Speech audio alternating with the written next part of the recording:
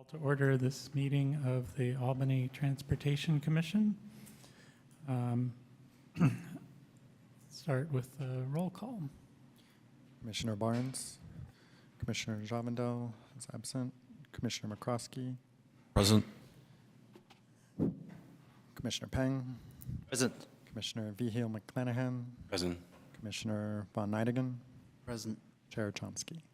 Present. Thank you. I'll read the land acknowledgement.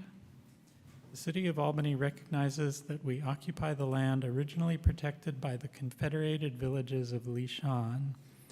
We acknowledge the genocide that took place on these lands and must make strides to repay the moral debt that is owed to this indigenous people, specifically the Ohlone tribe. We thank them for their contributions which have transformed our community and will continue to bring forth growth and unity. The City of Albany commits to sustaining ongoing relationships with the tribe and together build a better future for all that now make this their home. At this point in the meeting, we can take public comment about items that are not related to specific items on tonight's agenda. So anybody, if anybody would like to speak for 3 minutes about an item that's not on tonight's agenda, now is the chance. If there's anybody in the audience, please step up. Is there anybody online? Yes, we have one person online. Lynn Mandel, please go ahead. Hi, can you hear me okay? Yes. I don't have the agenda, so I don't know if this is on it, and I apologize if it is, but I just wanted to check in and see what is going on with working on the traffic on some of the streets that showed the really high volume and high speed. And so that includes my block, the 700 block of Santa Fe. And I'm just, know that it was maybe second on that assessment a year ago. And I'm wondering, are we any closer to getting the traffic calming? Because I almost feel like it's increasing. I hear people honking. I see people running the stop signs, and I'm very worried about it. So that's my question. Thank you.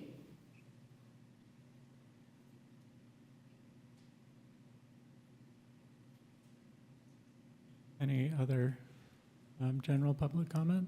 I'm not seeing any other hands raised online. If anyone online would like to speak, please use the raise your hand function in Zoom. Staff, is there any quick comments you'd like to offer about? Just acknowledge that I do owe the traffic calming requesters an updated schedule. Okay. Let's move on to item 3-1, monthly police data on collisions and citations.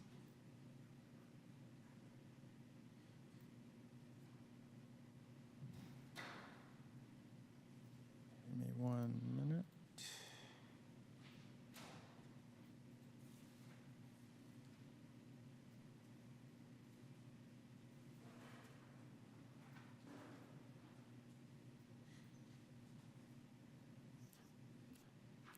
Good evening, Commission. I'm reporting on the police reports for the months of June, July, and August tonight. There was only one pedestrian collision reported in August, none in June and July. There were 0 bike-involved collisions reported over the 3 months. There were 14, 11, and 4 collisions respectively, and 3, 2, and 1 of those were report of injury collisions. Moving citations saw an increase. There were 27 in June, 23 in July, and 42 in August.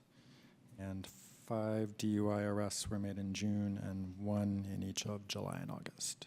And that concludes my presentation. Any questions from commissioners?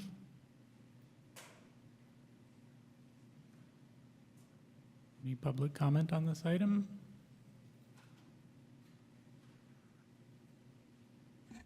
I'm not seeing any hands raised online. Okay. Any comments from the commission?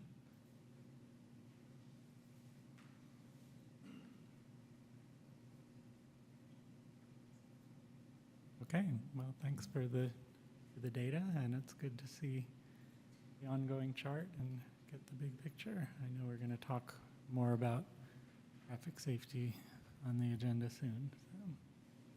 So, let's move on to shared mobility data.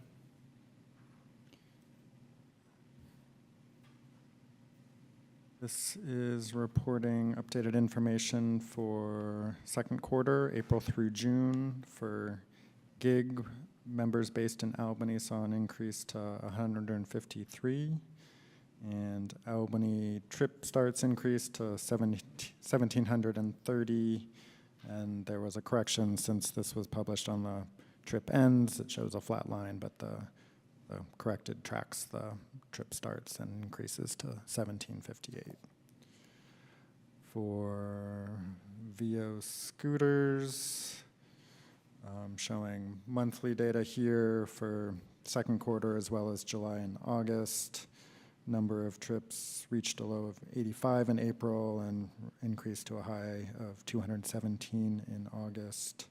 And the average fleet size dropped to a low of average 3 in April and a high of 12 in August. And that concludes the report. Any questions from the commission?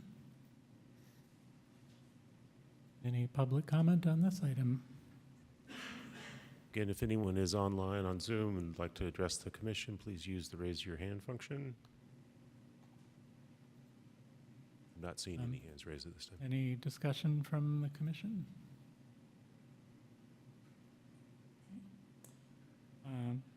Let's move on to street lighting evaluation presentation. And I'll invite Mark Hurley and James Sorelli up to introduce this item.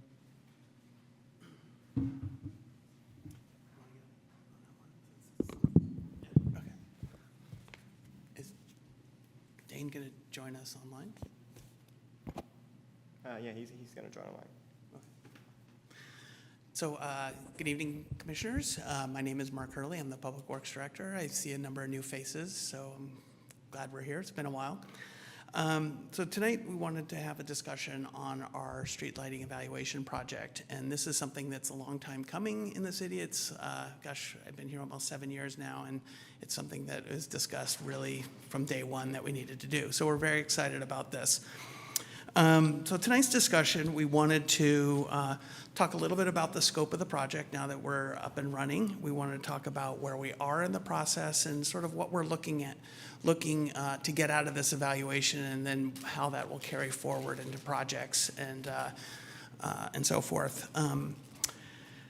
What I'm really excited about this project, or there are a couple of things that I'm really excited. One, it includes an inventory, so an updated inventory of what our street lighting street lights are, where they are, the types. It's in a GIS format, and this integrates nicely, which I think one of the other items on the agenda tonight is a street tree management plan, which we have an inventory too in GIS. So now we'll be able to use those two data sets together and better maintain both the street trees as well as the lighting. And so hopefully that'll give us a real powerful tool that we didn't have before.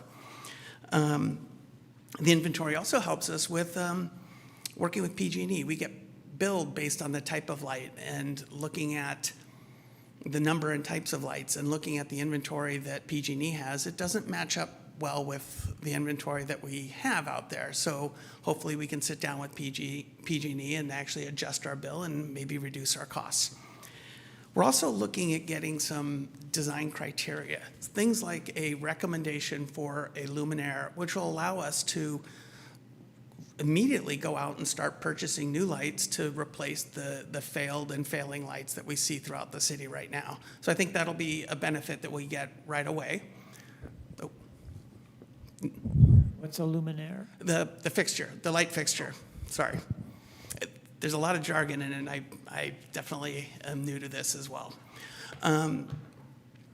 So that'll help us go replace those, as well as start planning on sort of a citywide replacement. So, because what we're seeing as the LED lights that were put in 10, 15 years ago, they're beginning to fail. So now we need to plan for basically a one-for-one replacement of those lights. And this will give us the information, both the design standards as well as costs, to help us plan for that. And then we're going to get design recommendations to allow us to build discrete projects or include lighting standards within other projects. For example, we're looking at doing a complete streets project on Upper Solano. Now we'll have a consistent design standard that we can then incorporate into that project. So hopefully we will see more consistency in lighting throughout the city. So these are some of the things that I'm really looking forward to from this project. And then I think I'll just turn it over to James here to talk a little bit more. And we also have our consultant, Dane Sanders, who is online. So for those commissioners who haven't met, my name's James Sorelli. I'm an associate engineer with Public Works.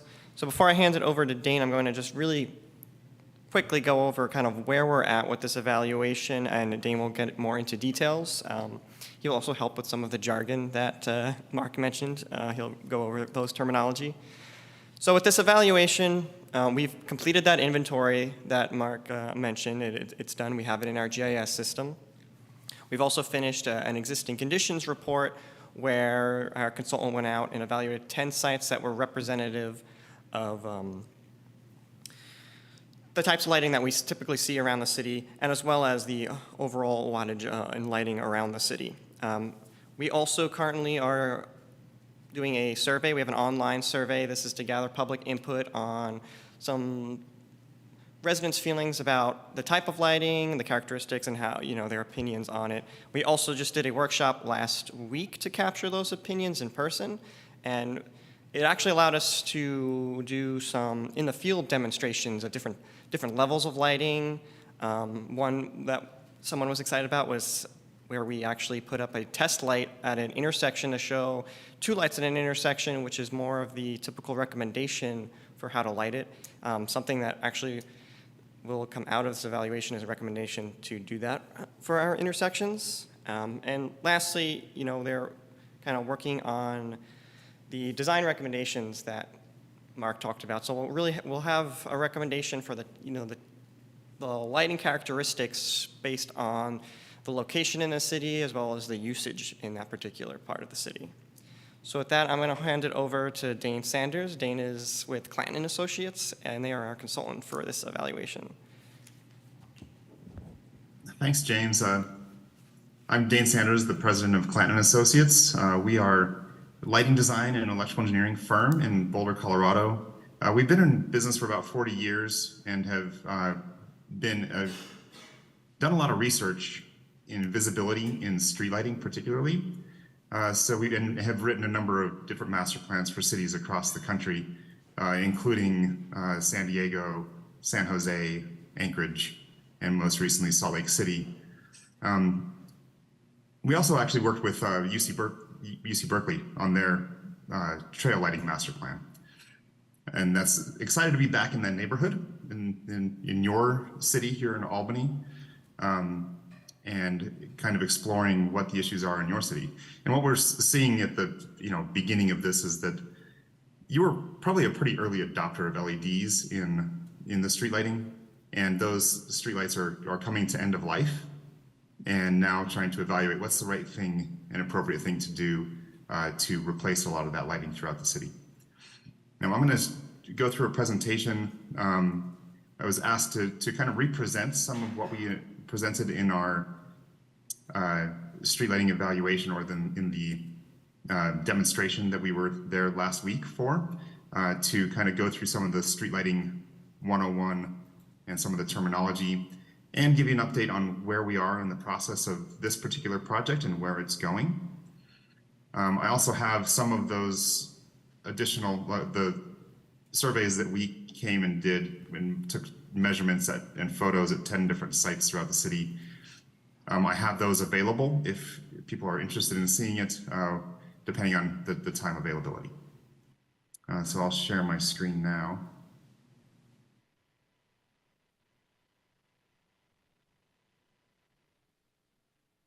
And I'll see what presentation mode, if that works properly on Zoom. Okay, great.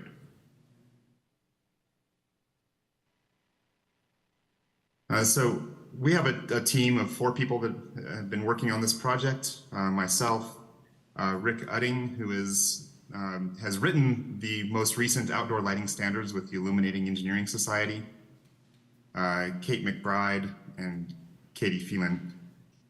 So they've explored the city with me and seeing what kind of street lighting you have existing. So this is kind of the timeline of the project. We've gone through a number of these steps. We're right here, we're around like this 50% where we are starting to now gather some feedback. We want to make sure that we're understanding what the city is experiencing, what the citizens are experiencing, and that will help us guide some of our final recommendations. That was the point of the demonstration, where we were studying different colors of light and different lighting levels to understand how both color and light level affect visibility. So the data gathering portion and the streetlight inventory has been completed, and that GIS system is already up and running. We're utilizing that system along with other GIS layers to understand some of the issues and areas where safety might be improved by additional street lighting. We've come out to the sites and measured using our light meters and photographed a number of different sites. We also, I guess it was 10 sites that we measured and photographed. We took those same 10 sites and built a web-based survey so that people can go onto that independently and provide comments based on those specific sites that we've measured. That helps us kind of calibrate where people are seeing and what their comments are in those areas. We've gotten quite a bit of feedback and have already started to analyze that. I think there's been over 100 responses. So from some of that data, we're looking at what are and from the demonstration, what are the appropriate light levels for different types of streets, whether you're arterial streets or commercial areas, if you're on local residential streets. Not the same light level is appropriate in all places. So we're trying to understand where the city lies in that and compare that to the national standard criteria. The streetlight features is really more about like what kind of color of light and shielding. There's different ways, what's the total lumen output, whether dimming is viable or not.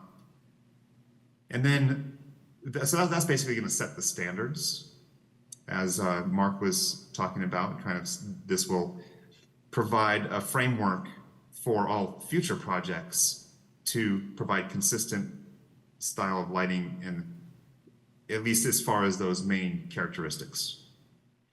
And then doing an evaluation of what is this going to cost, kind of give some priorities for some areas that we see could be improved with lighting, and how those priorities fall into budgets and things like that. So we are looking for, well, I think tonight is more of a presentation right now. We are going to be coming back with a more detailed update to understand the feedback from, understanding where the commission, where we can get some feedback from the commission. So that will be closer to the 90%. And then we'll be bringing that to council in January.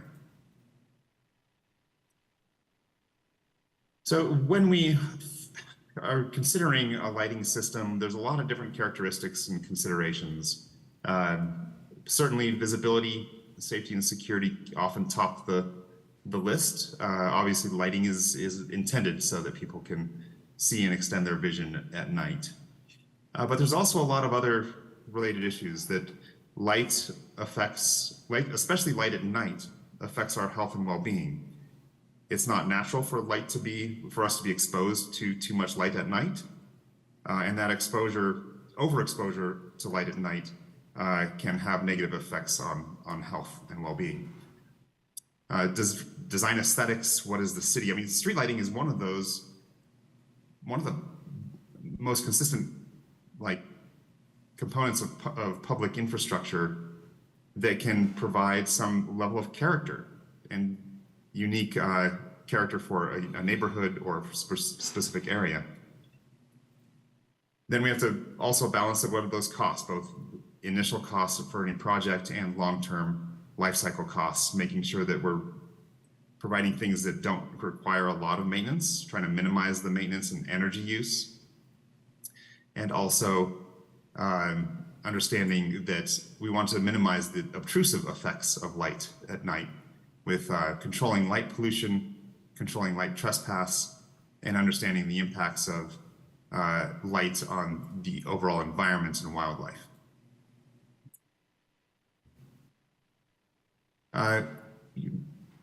Lighting and really vision is a very personal kind of experience. Everybody has slightly different experience of vision, but when we look at standards, those are averaged out over a wider population.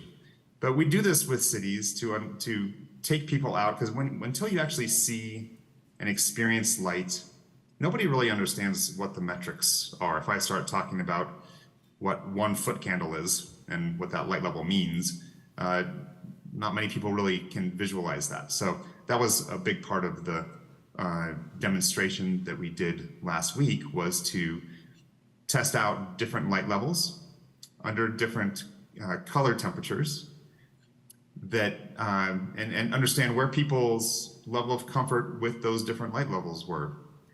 We measured those same sites where we've done those different light levels, and we'll be able to compare survey results to the actual measured data. We're still kind of compiling and looking at that data for the next couple weeks.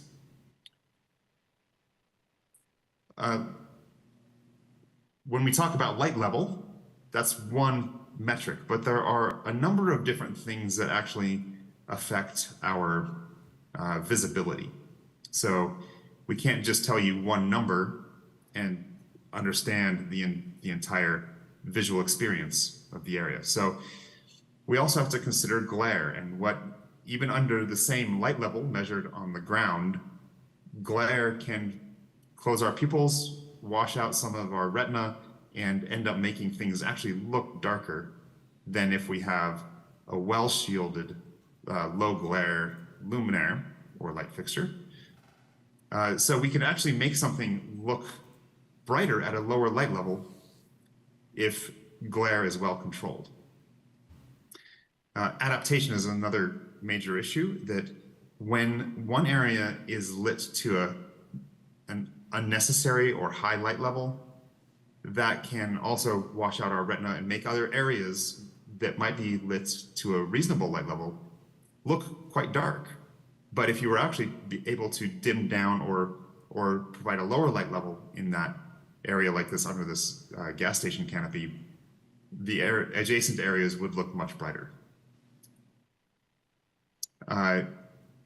When we talk about how we see vision, like a lot of the metrics that we talk about, we usually talk about light level and uniformity.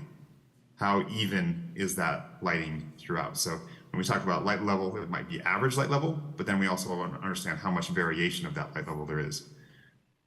What we found with our research is that when lighting is too uniform, it can actually wash out shadows and end up creating worse visibility. Even with a lot of light, you can wash out an object and it looks, there's no contrast between that object and the background, and the object can virtually disappear.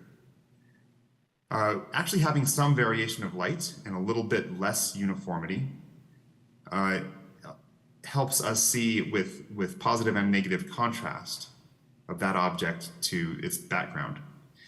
One of the analogies that I use here in Colorado, you may have some skiers there in California also, but when you're trying to ski moguls or bumps on a cloudy day, there's plenty of light out there, but there's no shadow, no definition, and you can't see the terrain. On a sunny day, you actually have shadow, less uniformity, but it creates contrast. Spectrum and color content is also an important issue with visibility and being able to identify colors, because if, you know, to perceive the color of any object, you need to have that particular color within the light source for it to actually reflect off the surface. But you can't really tell in this photo on the right whether this car is brown or gray or black, but we start to see with better color spectrum and color rendering that that is a dark blue. Color temperature is one of the factors that we're considering about what is appropriate. As we have learned, the entire lighting industry has started to learn a lot more in the last 10 years, and I really only discovered 20 years ago the effect of spectrum on our circadian rhythms and our sleep patterns. So light with more blue content suppresses melatonin through our eyes. So our eyes send signals to our brain to suppress melatonin. So when you're exposed to a bluer light at night, our sleep pattern can get delayed. So these higher color temperatures or more bluish color temperatures are things that we are trying to avoid and try to have something that is a warmer color temperature. If you look at the numbers along here, the higher color temperatures are bluer and the lower color temperatures are more orange or amber. So what we tested last week was around 2700 Kelvin, which is very aligned with the typical like incandescent light bulb that we've experienced for many years and is now almost extinct. And a 4000 Kelvin color temperature, which is getting toward the cool white end of the color temperatures, that is what you currently have installed in Albany.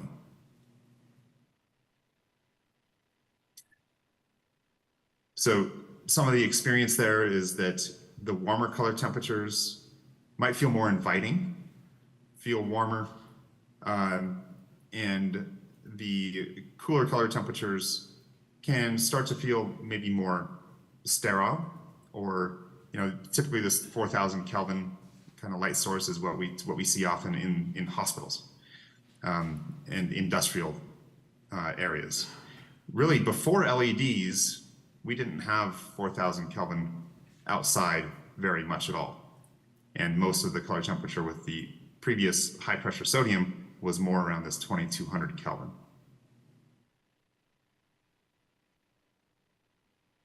Color rendering index is independent of color temperature. So within any of the color temperatures that we're looking at, you can have a high color rendering or a low color rendering. So in a high color rendering, and this scale is on a scale from 0 to 100, with 100 being pretty much perfect rendering of all colors across the spectrum. Typically for street lighting, we do see a range of around 70 CRI.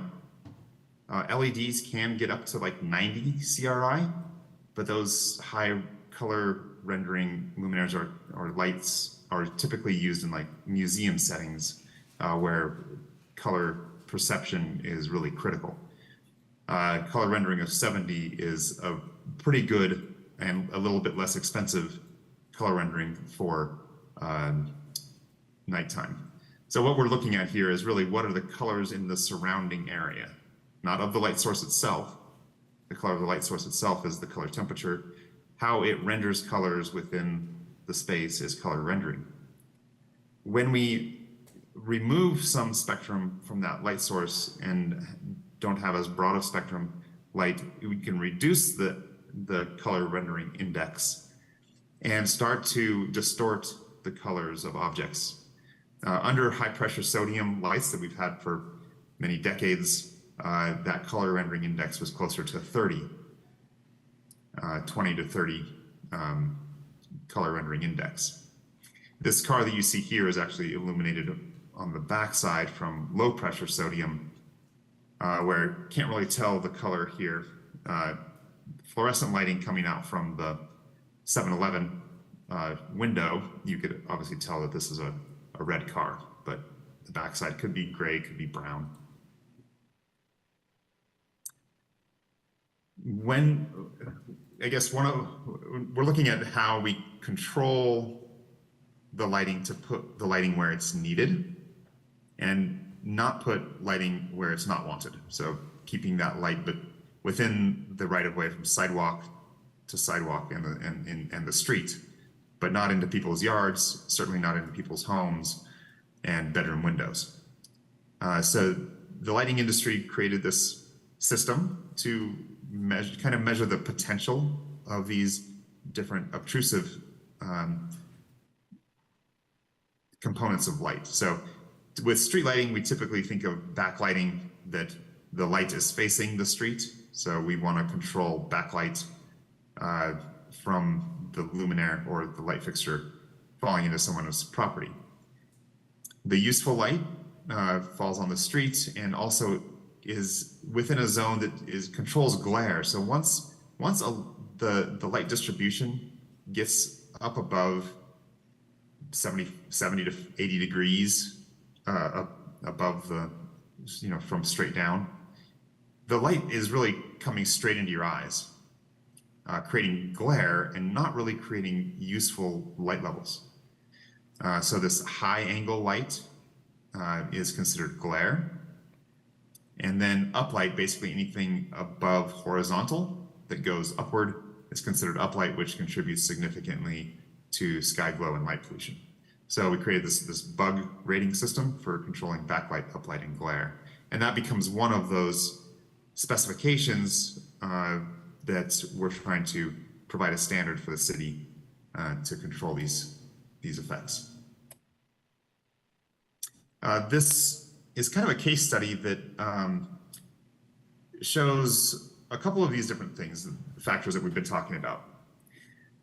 Light level, glare, and color rendering. So this is a historic pedestrian light on the 16th Street Mall in Denver.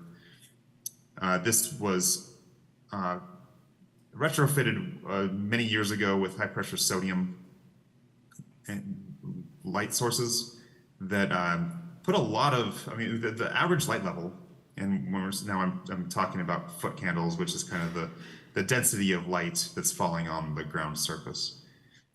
3.4 foot candles is actually quite a lot of light at night. Typically we see around a half a foot candle to 1 foot candle is as much light as you probably need almost anywhere. And even lower light levels than half a foot candle, even down to 0.2 foot candles or 0.1 foot candle, is quite perceptive, as long as you have you're adapted to that lower light level. In this case, the maximum light levels were upwards of 10 foot candles or more, and that created some visibility issues with lower light levels on the sidewalks.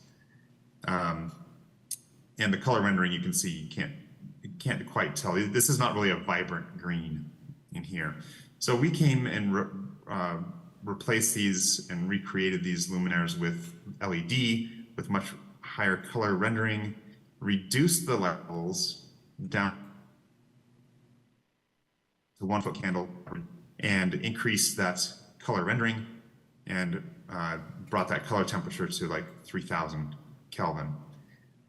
Now the sidewalks look much brighter as you're balanced out with a lower light level within the center of the area here.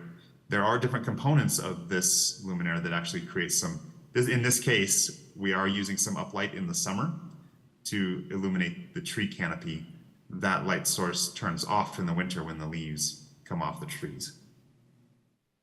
The point of this is higher light level is not necessary to create good visibility. And sometimes reducing light level can help improve visibility. So now I'm going to step through some of the work that we've been doing and where this particular project is going. As Mark and James were talking about, this lighting inventory has now been completed and has a lot of different data points within each streetlight, so we can understand the pole heights, the wattage, the light source, what kind of luminaire. There's photos associated, multiple photos associated with each point, and we can really understand the lighting throughout the city by looking at these. Can do some different types of studies with that data. So this is a wattage heat map that shows where the higher wattage lights are, certainly along San Pablo Avenue and Buchanan, and some areas on Solano and lower Solano and lower Marin. And then we start to see a change here where Upper Marin has much less density of lighting, where there is one intersection here that has a few more lights. We can start to see where those concentration of lights are. You can see additional lights around the high school in this area pretty easily. An elevated kind of level of lighting along Masonic Avenue. And then your residential streets are pretty, uniform with, one or two lights per block and one light at the intersections.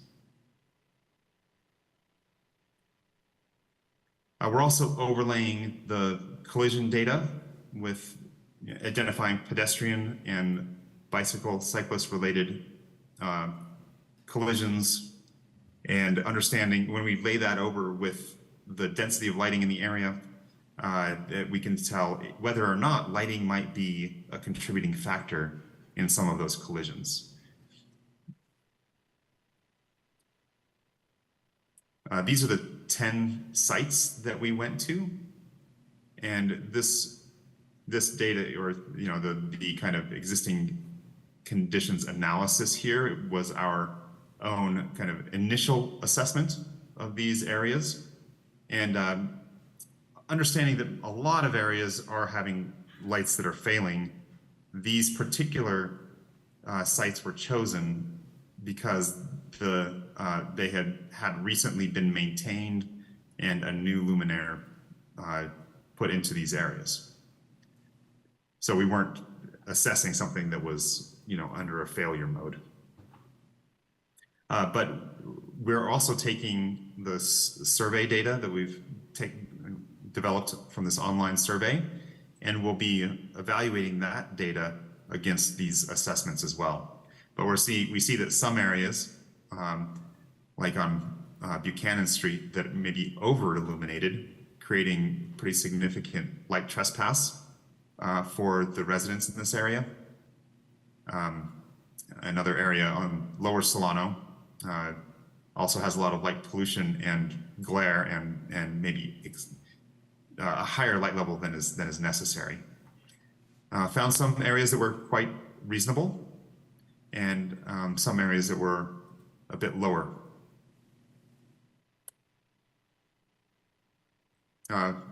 Taking a look at the different types of lighting, we have different types of light fixtures. These are fondly called Cobra heads. They're kind of the utilitarian lights that you see in most of the area. And really a lot of your city has this, especially the residential streets, have a lot of existing overhead power lines, which starts to create some limitations on what kind of lighting we can put in this area, it does provide some existing infrastructure to be able to mount lights to those utility poles. But it also limits where you could put potentially a new light pole or something like that. So there are some of those existing conflicts that we'd have to consider throughout this. And then you have some more decorative and some historic styles of lighting from Lower Solano that has pedestrian scale, this acorn style. We have Upper Solano with taller poles and this globe type luminaire, and Masonic with another post-hop pedestrian scale. This is a bit more of a utilitarian light. What we see with all of these is they put a lot of light, there's a lot of uplight, there's a lot of horizontal light, a lot of maybe potentially more glare. In Solano, we actually see, well, these aren't bright enough to be glary. It provides a soft light, but that also ends up with some light trespass and some particularly like multi-story apartment buildings where this light is pretty close to bedroom windows. So some of this considerations in what we're developing with this guideline, we kind of start with the lighting warrants. Where is lighting necessary versus something where is lighting desired? So this is a lighting warrant is saying where do you really need lighting, and where either speed limits are higher.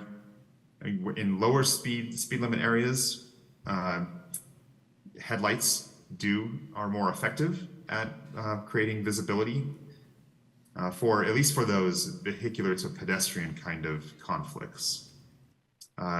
Understanding what safe stopping distances are and where there's collision history.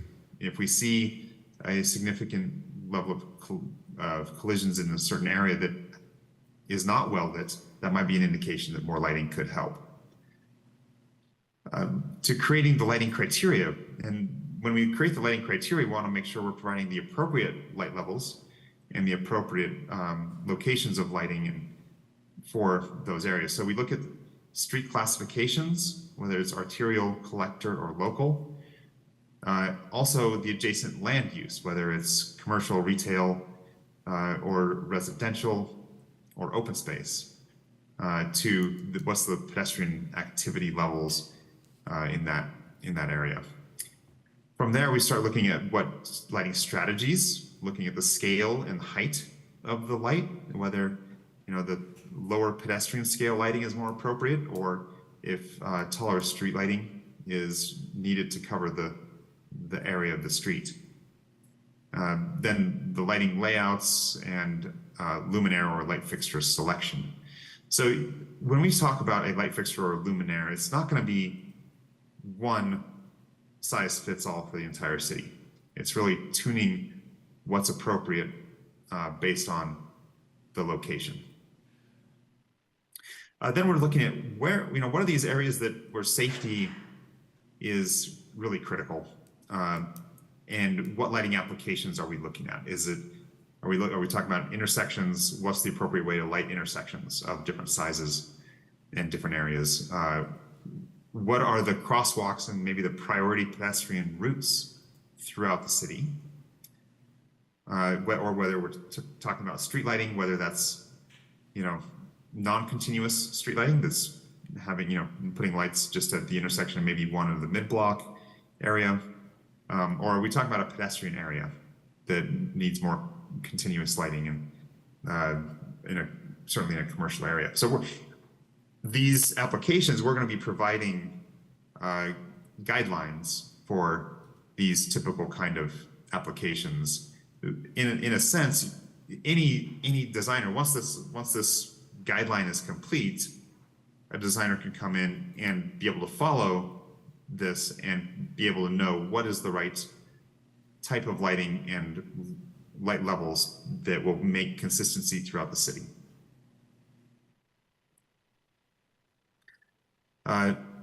Along with that, what are the different characteristics of these lights, looking at whether continuous lighting or non-continuous lighting is appropriate. the backlight, uplight, and glare kind of specifications for different areas, the color temperatures, and we, being a pretty small city, we think you're probably going to end up with one color temperature in some areas near open spaces or wildlife habitat. We might recommend a lower color temperature than we might elsewhere.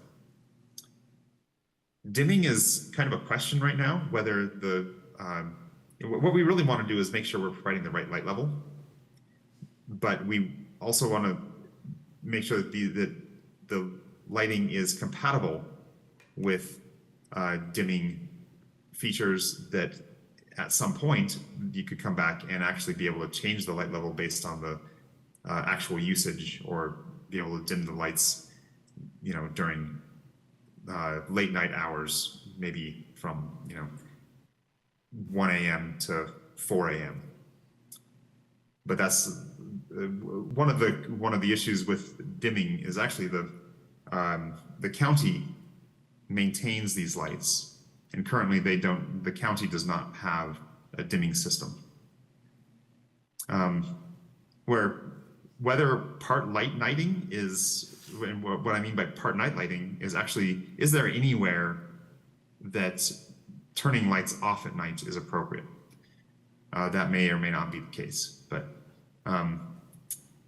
and looking at how, even one of the characteristics that every LED light has dimming capability to some extent, but without a dimming system, that would be manual dimming, where you have to actually take a bucket truck up to the light and turn it down. You can turn a dial on it to change the light level. It's a really good feature to have, because you might get some citizens that actually complain that these lights are too bright at night, and that gives the county a way of responding to that kind of call and being able to go down and turn down the light level. So we'll be developing kind of short-term and long-term priorities, understanding that a lot of these lights throughout the city are currently failing, and it's kind of an urgent thing to get one-for-one lighting replacements where those lights are failing. And what is the appropriate light level, color temperature, and shielding for these areas, depending on whether you're in commercial area or you're in a residential area. Two supplemental lighting improvements, where we might looking at identifying areas that are safety concerns that don't have enough lighting currently, that you might need to add 1 or 2 additional lights at certain intersections that may require some more investment of underground electrical to power those lights. And lighting near schools is lighting at schools and areas of higher activity. Is it currently well lit, or needs some more lighting in those areas? 2, as Mark had mentioned, larger streetscape projects, and Mark had mentioned Upper Solano is one of those. This particular project would kind of define the criteria for that. It would not necessarily pick the light for that project. That would be part of the actual design project further down the road. Another comprehensive lighting improvement could be looking at where there are bike lanes on arterials that may benefit from more continuous lighting than they currently have. So that's kind of the conclusion of the presentation, Street Lighting 101, and where we're headed with this particular street lighting evaluation. We do have some more slides here of the different areas that we visited, the 10 different sites, if anyone's interested in looking at these. But I want to open that up for conversation before doing that. Yeah, thanks very much for that presentation. Does anyone on the commission have questions before we move into the general discussion? Yeah, I have some questions. Hey, so thanks for the report. Sorry, let me take them up in notes. So I noticed one of the sites you marked excessive around the 10 testing site is the Solano section between Talbot and Avalon. That's actually a place for the famous ice cream in our city. And then they close pretty late. So I guess it's actually helpful to have that. So I guess my general question is, what's your standard, like, or your evaluation of excessive appropriate, has that anything to do with the, street frontage usage? That's my first question. It does, yes. And the lighting criteria there, we, for a retail type of area, like I had shown you for like the 16th Street Mall, that 1 foot candle when you have very well controlled glare can be plenty of light, and you don't necessarily need 3 foot candles or 5 foot candles. That is actually just wasting energy and not necessarily providing better visibility. Those lights on Lower Solano do also have some glare, so you may look at that and see like the glare may seem like, oh, this area is brighter, but it can actually constrict your pupil and make your vision actually worse. But that's the kind of thing we want to make sure we're providing really good quality lighting for visibility and not necessarily excessive lighting. I see. And then, so you talked about aesthetics when you pick the light fixture. So I'm wondering, in the later phase, how are we going to decide on which light fixture to choose? What's your usual process of doing that? The selecting the decorative lights is not really part of this study. So this study will select the more utilitarian kind of typical light, the Cobra head style light that you have through most of the city. This will provide all the specifications really needed to select that light. And really a lot of that is within the, the county's current inventory. We're just kind of picking the right things and pushing them toward a warmer color temperature from what they have currently right now. Providing better shielding from what they're currently providing now. And, but as far as the decorative lights on Solano, Masonic, those will not be selected, the aesthetics of that as part of this project. That would be a future project. Okay. I guess final question is more for Justin. So for those lights hanging underneath the tracks of the BART, does the city has jurisdictions over those, or? I'll let Mark respond. Yeah, those are our lights that we maintain, and I believe they're just hung on the BART tracks. We have our own separate PG&E meter, so they're essentially our lights. It's my personal experience. That's where I walk up the dog every night. It feels like really, and be brightened would be nice, but I'll leave it up to the professionals to decide. Yeah, no, I'm curious to understand what your experience is there. What do you think about how the Ohlone Greenway and those lights on the BART? Personally, I would prefer it to be brighter. It's pretty dark by my standards. I always have to walk with my iPhone's lights on, just in case people don't run into me, like bikers, bikes. But that's, again, that's my personal experience. I would rather leave it to professionals and decide. So one point on that, this has also come up in the context of the Parks Master Plan, where I think there is both on the park side as well as the transportation side, wanting to look at lighting levels along the Ohlone Greenway and have more pedestrian scale lighting to not only the safety issues, but to define spaces for other uses. So I think that's one of the projects that I anticipate coming out of this, is looking at that would both straddle transportation as well as parks. For those areas where there's no cars involved, is motion activated dimming and brightening an option for the Ohlone Greenway? Like it's a big area to illuminate, but So it's, what we find, like the motion sensing is still somewhat emerging technology as far as the outdoor kind of technology is concerned. The motion sensors and occupancy sensors are standard indoors.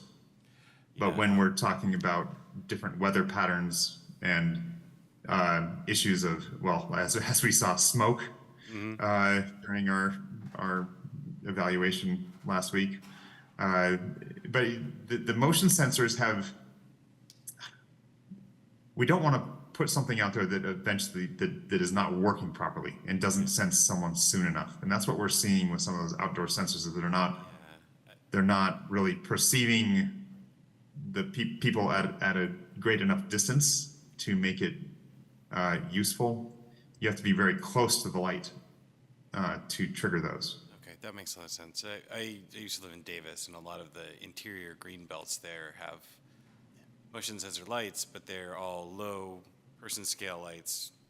And honestly, they don't really come on fast enough when you're going quickly on your bicycle. So I guess it wouldn't. Right, yeah, wouldn't make it. the speed of a bicycle as well. There are some systems that all the sensors kind of talk to each other. So it will tell which direction you're going and light further ahead. There are some more advanced systems like that, but weather patterns and outdoor the harsh outdoor environment can still have impacts on those. So just adding on to that, my sense is that we would evaluate dimming or motion sensing when we have that project and are evaluating the features. Just at this point, it's light, and getting the basic design standard of what type of light we need there or the quality of light will help us immensely, and then we can look at these other features when we're knee-deep in the project. Is there a dark skies ordinance here, or? Dark skies ordinance in Albany? No, we don't have that present. Probably Albany is too small to impact, the landscape. Fair enough. San Francisco. You could be a leader, though. When we first moved here, I thought there was one, and then I realized that they're just none of the lights on our street were actually working. I live near the marginal in point 8 in your study, so it's really quite dark on some of those blocks of Evelyn. There is West Marin is working on becoming a dark sky site. Yeah, unintentionally. The cloudiness is a problem, but I have some sort of bureaucratic questions. I don't know if those are appropriate. These are not technical, but Sure. so what sort of, I never quite understood the role of the county in our lighting. And then second question is, for us to complete the project, and I understand a project of this might be like painting the Golden Gate Bridge by the time you've done one end, you're starting to paint the other end. But what sort of timeline are we looking at? So for the first question there, the county is essentially let's call it our contractor who maintains our lights. And it's, as far as I know, they're the only ones that have maintained our lights, and they maintain lights for many of the communities in Alameda County. In terms of timeline, we're still getting our arms around it. What I want to do as soon as we settle on what luminaire we're going to purchase or recommend, we're going to meet with the county. We have been meeting with the county. We will start buying them and replacing the ones that have failed and are failing. And so here's where we get into this sort of budget breaking it apart in a way that we can do it either with county resources, hiring a contractor, a discrete project. So some of this is, once we get some of the dollar side of this, we can sit down and figure out how we would do that. But our sense is that the lights are failing and they will continue to fail. So this is something we need to do more in the near term, but I don't have a real sense of timeline at this point. Well, in that case, I'd like to make a pitch for something that some of our citizens have suggested and apparently works well on some blocks, and that is to have, Let's save that for discussion, okay? okay, oh, sure, I'm sorry. I do want to get to that idea. Do we have more questions? I do. Yeah. First of all, thanks for the workshop. That was really informative, and you reiterated some of the educational material tonight. That's fabulous. So thank you for all of that. You asked about the Greenway, and I'd like to add to Commissioner Pang's. The lights are bright, but few and far between. So if one fails, you've got a big dark space, and everybody here knows that. It's a known issue. So I, from my experience, when they're on and working, it's pretty good for getting through there. But as soon as one goes out, you got a problem. Yeah, we see a really good opportunity in that area. Not sure how this lies in the priority list yet, but see a good opportunity to actually create a little bit more of a aesthetically pleasing kind of design there. Maybe not the same average light level throughout, a little bit more variation, still bright enough, but utilizing some of the structure of that to bring some more, a little bit more light on some of the surfaces, which can help soften the light and help you see a little bit further down the way. So I think that'll be part of our continuing discussions about what kind of lighting might be appropriate for that greenway. On the other hand, those lights are so high that they certainly don't get vandalized. So, trade-offs, right? They're also difficult to change when they do go out. Understood. Moving on, I'm interested in your site number 10, the Buchanan corridor. And if we could get a little more detail about that, I'm interested if the excessive rating is for the on-street or on-path area or both. Let's see, I need to say. And I don't have the actual numbers here, but we see actually the street and sidewalk. Well, they actually measured just a little bit below criteria. We didn't, taking a look at this photo on the bottom left, I would not say it's dark. I think the street is pretty well lit. What we often find in a lot of our studies and surveys is that about 30% below criteria is what people generally prefer with LEDs. With the previous high pressure sodium, there was less spectrum, less lower color rendering and a very warm color temperature. People perceived it as not quite as bright. When we put LEDs and actually match that measured light level, people think it's too bright with LEDs. So anyway, below criteria does not necessarily mean too dark, but we did find that it was a little low on the street and sidewalk, but the light trespass was extremely high. Right. This is an area where we added the off-street path on the south side of the street and some landscaping without adding any lighting. And certainly between Jackson and San Pablo, the vegetation may block light to the path. Right. And that is a consideration with the median mounted lighting. Or any lighting, shadowing can occur. Like whether you have trees and lights are on even on the side, if that street light is within the canopy, it will certainly shadow the sidewalk, which we also see that on Upper Marin. Absolutely. So just something to take into consideration as you're completing the report. Yeah. Mm-hmm. What percentage of the lights currently installed in Albany are LEDs? Pretty much everything except Solano, Upper Solano, I would say, and some of the globe lights. Some of the globe lights on Solano are still high pressure sodium. I assume there are some more efficient LEDs. Sorry, go ahead. I'm sorry, what was that? Go ahead. Oh, I guess the other on the Masonic also has high pressure sodium. Thank you. What was your other comment there? I'm just figuring that there are LEDs and then there are more efficient LED units, I would assume, that there's a range of efficiency. Is that true? Then the ones that are currently installed? For example? Yeah, the efficiency of LEDs has dramatically increased in the last 10 years. And I think your light's maybe 15, getting close to 15 years old. So yes, the LED lights now are much more efficient than they were 10 years ago. Thank you. More questions? All right, let's move on to public comment. Do we have anybody in the room who would like to make a public comment on this item?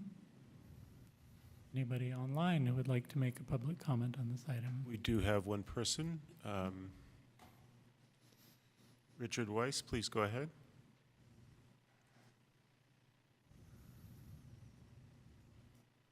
Richard, I think you'll need to unmute yourself.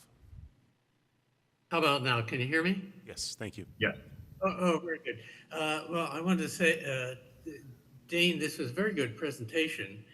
And a couple of things. Now, I'm right at that corner in the group 3 on Nielsen. I just want to mention to the commission if they can possibly mix aesthetics of the lighting with this study. As Dane pointed out, his study only has to do with lighting levels and so forth, and replacing the current light bulbs to use a simple expression, luminaires. So I'm wondering if that will actually occur, if the aesthetics of the fixtures themselves will be considered, because those very high lights up on near the tops of the phone poles are disconcerting to me anyway, in neighborhoods. And so it would be nice to also consider aesthetics of that lighting. The current lighting I associate with, pardon me, with shopping centers and areas like that, that need very, bright lights for parking lots and so forth. And that's all I have to say at this point. Thank you very much for holding this meeting. Appreciate it. Thanks, Richard. Thanks for your comment. Anybody else online? No other hands are raised online. Okay, who would like to start the discussion? Go ahead. Maybe this is a better time to make my comment. Given it might take a while for this process to be completed, what some people have done in town is put motion sensing lights on their porch lights. And if they claim, blocks where everybody has done this, it works very effectively. You walk down the street and then the light comes on and it goes off. And so I was wondering how much those, I can always go to Pastime Hardware and find out. I just had this conversation in the last few days. But I was wondering if the city would have any interest in providing motion sensors for porch lights, just as a stopgap measure for streets. My street, for example, is really dark. And it's better now that the sidewalk is more level. But I always just leave my porch light on all night, and maybe a motion sensing bulb or motion sensing device could be helpful. Although I think we'd probably run into the same problems we have with the bigger size ones, which is that they can be very inconsistent depending on the light fixture. But I just want to put that out there as an idea because I said I would, and so now I did.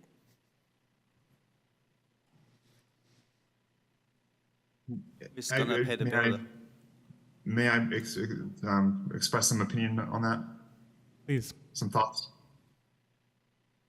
Yes, please go. Please do. I think it would be, I guess, the scope of this project is about the public right of way, and of course, it's not intended to address that private property, but people are doing it, right? So, an ordinance would be needed to really address like the quality of that particular kind of light that people are providing.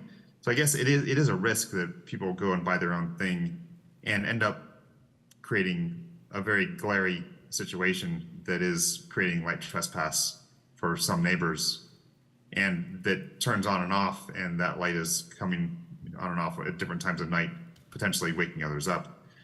That's a concern because, well, maybe the street light, if it's failing and it's not providing any light, like if that were replaced sooner, that might kind of avoid that need or the residents' desire to add those lights. I think it's just, is there, I don't know that there is a way to include that in this study. It seems like since it is private property, right? We can comment on it, but we can't, through this study, kind of control what is done with that. It's just a different avenue through an ordinance. I think some of us on the commission are just so relieved to have street lighting finally on our agenda in a way that we can talk about it with substance, instead of just saying, oh, it would be nice to deal with street lighting someday. That we're kind of throwing all the ideas that we've had all these years out now, even if they're not relevant to the study that your consultancy is doing, and not maybe. I guess I just don't want to let this evening's agenda item slip away without us having a chance to really talk about what do we think about street lighting, even if it's not immediately going to affect the way this study is completed. So I think your warnings about the risks of getting too invested in private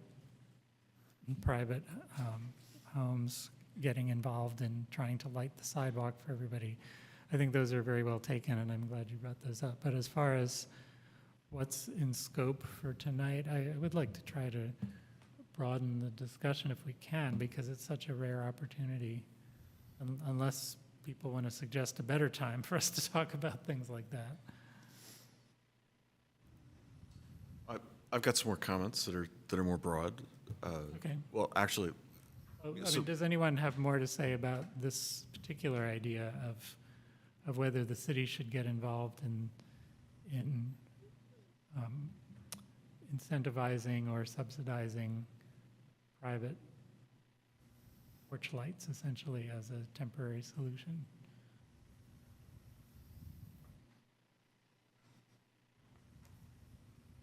Support that. I have it. I pay for it myself.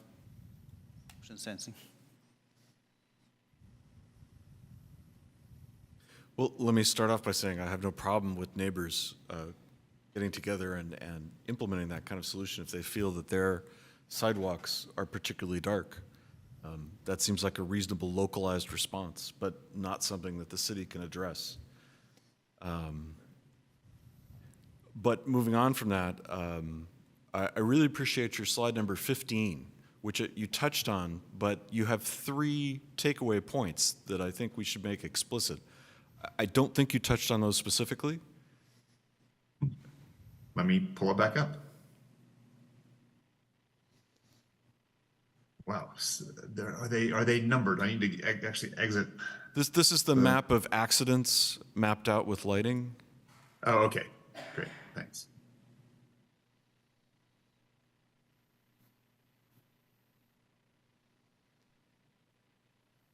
Yes. So here's the collision data. So you've got 3. And then we kind of overlay that with these aren't specifically light levels, but it's somewhat indicative of light levels. Yes. So I can just read your 3 points. You're seeing a hot spot along Solano Avenue, east of San Pablo Avenue, that you say needs immediate attention. And I think we can see that easily on the map with the 3 circles where the pointer is. And then the intersection of Solano Avenue and Peralta Avenue had multiple twilight collisions involving active transportation. And that's right there near the corner of Berkeley. Yeah, and then you say that the crashes along San Pablo Avenue don't appear to be associated with lighting levels, which is also good information. So I just want to make sure we touched on those before we moved on. I think what we may see along here in Lower Solano is that the intersections, the intersection lighting, maybe it's too far apart. Why and Upper Solano too? It's like, I guess the part of the question that we have not fully answered yet, as we're getting into the study a little bit further, you know, you're going to be doing some streetscape, more complete street projects in some of these areas. But is there particular areas where before that bigger project comes along that you should be doing something in the midterm, in the meantime, to address a safety issue? For example, at Peralta and Solano. Right. Yeah, thank you. So I guess I've certainly enjoyed being part of the process and learning, and I, for one, am definitely interested in lighting our intersections better. While not all of the collisions happen at intersections, as some reports might indicate, certainly that's the area where you have vehicles making turns. Even if cars have lights that are good, they can't shine them off down the side streets as they come to the intersection, or they don't currently. At least not most models of cars.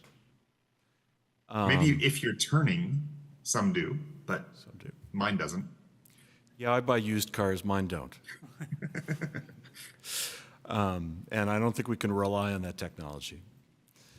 And people wear the darkest clothes. Well, that's another issue.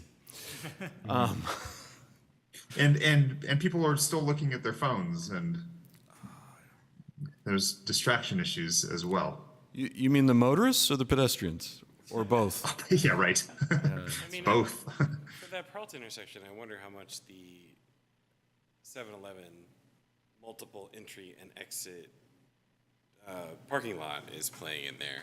Like, that's a weird intersection. Lots going on right there. It is an odd intersection, and the street is offset as it connects to Solano. I think that's a big part of the problem. So we'll have to look at that then. Yeah, and that's where we say, like, you know, we might see that lighting is a contributing factor. May see that's like, wow, there's other issues that may be contributing to that. If the daytime and nighttime, if there's no increased rate at, you know, if there's a higher rate during the day than at night, it might be some other issue. As somebody who participated in the process, I think it's worth mentioning that there were a couple of people at the workshop who spoke out for less light overall. And I don't agree with that overall, but something to keep in mind that not everybody's interested in more light. And as we get through this, you know, the priority is kind of the one-for-one replacement. Get the lights working where they should be. Then do you still see, you know, did that make the difference? And residents say, oh, that's so much better. Or, gosh, that where that light is, it's great, but where I am is not. Like, those additional lighting would be sort of another.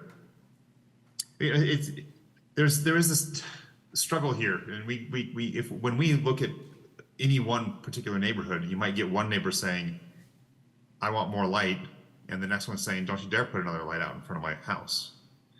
And there's can be quite heated discussions amongst that. And so, and whether it's appropriate to light every, linear foot of residential streets at all night long, when for most of that night, there is nobody using it. I guess that goes to where would motion sensors, be able to provide the light when it's needed. I think the issue with motion sensors, when they turn on immediately and create a flash, and that's not well shielded and making an impact on another neighbor, that can create an annoyance. And I think that's where yes, there are motion sensors out there, particularly on private lights, right? That they do work, but when we're talking a commercial scale with streetlights and trying to affect something that's further down the road, that's where they are not really covering that full kind of area. So yeah, there are concerns about overlighting, for sure. With the chair's permission, I'll respond to the caller comments. This is something was talked about at the workshop. How do you create the right amount of light where currently we have the high pole-mounted lights along the side streets? And there are all sorts of constraints as to how many lights you can have, where they're mounted on the pole, because the pole is owned by multiple agencies, and how close together you can put lights. So it seems for the near term, we're fairly constrained to replacing the fixtures where they are now. It was very good to having the utility there to describe exactly who owns what part of those utility poles. You can't just put a light anywhere on that pole that you want. The lowest utility on that pole is communications, and those people that maintain those communication lines aren't electricians, so that they're not really, they can't have electrical lines like right near them, so they have to be a certain distance away from those, so they can't really cross that utility and provide lighting lower on the pole. We did ask if they could do that. And to provide, lights separate from those existing utility poles is a whole nother level of infrastructure. It would require undergrounding, a lot of disruption of the, street and sidewalks, and be a much higher cost kind of solution. So yes, in the near term, that replacement of the lights where they currently are is the most feasible.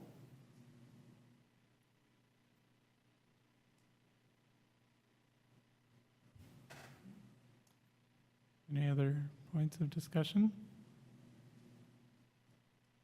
So what is our mission in this agenda item? We're not being asked to particularly provide guidance or any motions here. We seem to have a couple of opinions about whether the city should get involved in working with homeowners about installing motion sensor lights. Does anybody want to try to further that?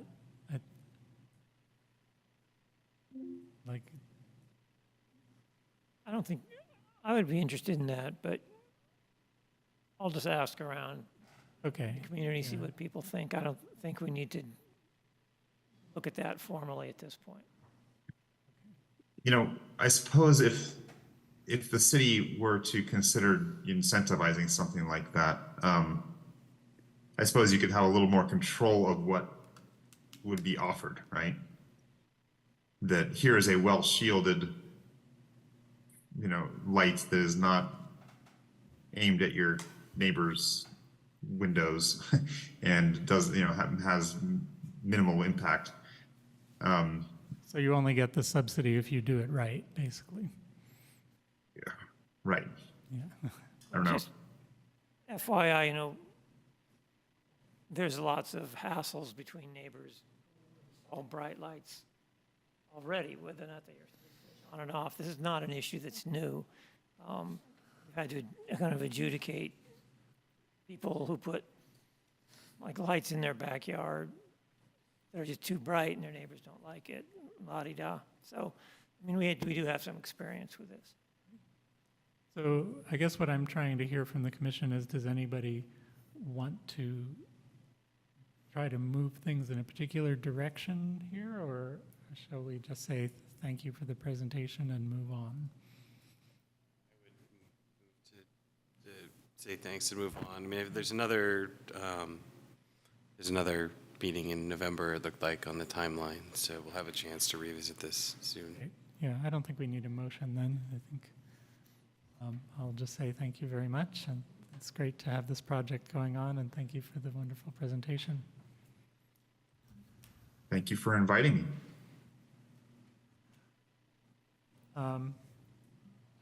Great. So our next item on the agenda is the consent calendar, which we can pass as a unit, or if people want to pull out a specific item, 4-1 or 4-2 for discussion, we can pull that out. I guess I would ask to pull out item 4-2. Does anybody else on the commission want to pull out item 4-1 for discussion? Anybody online interested in pulling out item 4-1 for discussion? I'm not seeing any hands raised, thank Okay. you. So 4-2, I don't want to ask for a presentation on this or anything. I just wanted to call attention to the fact that we received a public comment letter about a specific address and wondered if that person is online and would like to make the comment today. I think it was 1034 Nielsen. I do have a hand raised. Okay, please go ahead. Mr. Weiss, go ahead. Hello, this is Richard Weiss again. I had a comment that had to do with the tree planting, and I'm sorry I missed that portion of the meeting because I couldn't get Zoom to work. I'm sorry. So I'll have to get a copy of that. Maybe I can talk to the commission online or one or two of the commissioners. But thank you. That was the letter that I sent. It concerned the trees, actually, and the sidewalks. Yeah, do you want to just state your concern about the trees at your location, or should I? Well, I sent a letter to you folks, and that pretty much summarizes our view. And I don't know if this is the appropriate forum, but we requested that you might take a look at our trees, which they were put in 1975, and we always thought they were unsuitable. And now they're even worse, and the roots are tearing up the sidewalk. So just take a look at my letter, and I'm not sure if this is the appropriate forum for some of the things that that we'd like to have happen.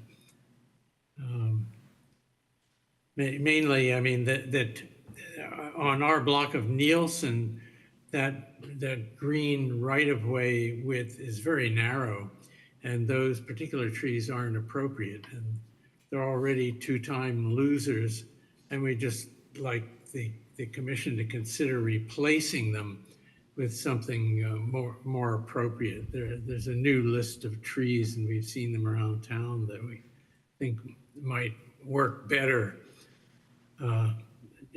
along this block. So that's pretty much what we were asking for in the letter. Thank you. Thank you for your comment.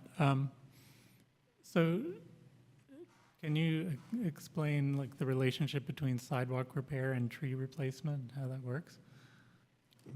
I'll invite James up to speak on this item, though I will give the caveat that He didn't have advance notice about this letter because it was caught in my spam folder. So I've Oh, shared it with him when you raised the letter with me, but I did not give him much time on Just this to one. elaborate on what was in the letter, it's a place where the sidewalk was actually replaced with a kind of a mosaic of bricks because it was viewed that cement just wasn't going to be viable there because of the tree roots. And now the bricks don't seem to be working well. Actually, I did receive that. I was CC'd separately, so I did receive that last week. We are evaluating, we are looking at that location. It's a very common issue. That's pretty much 2/3 of our sidewalks are generally uplifted by trees. Most of our planter strips are less than 3 feet wide. So that is a common issue. To the commenter, we are looking at this location. We're evaluating the trees. We are talking to our arborist, and I think it'd be appropriate. I could discuss it with him. Since he didn't contact me directly, I can discuss the specifics of the location. But we are looking at alternative ways to best repair this location. Okay, thanks. Any other comments or questions about item 4-2? Okay, would someone like to move to approve the consent calendar? I move we approve the consent calendar, both items unchanged.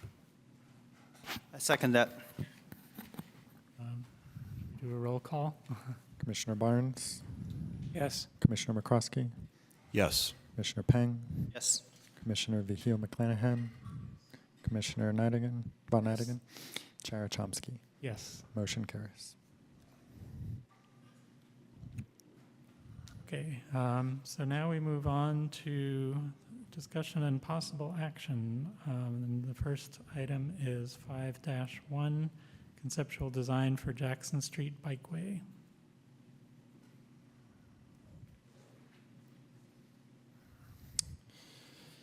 Thank you, Chair.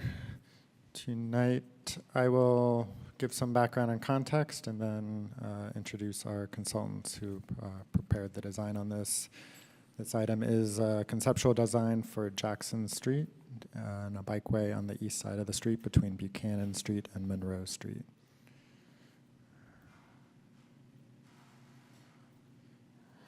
In early 2021, UC Berkeley staff began finalizing project plans and initial designs for graduate student housing at the northeast corner of Jackson Street and Monroe Street.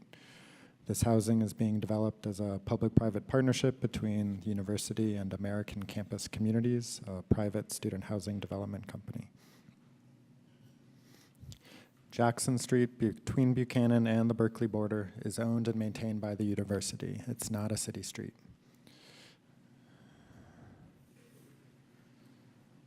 The Albany Active Transportation Plan does identify desired pedestrian and cycling network connections in University Village and includes a project proposing a Class 1 shared use path along the eastern side of Jackson Street.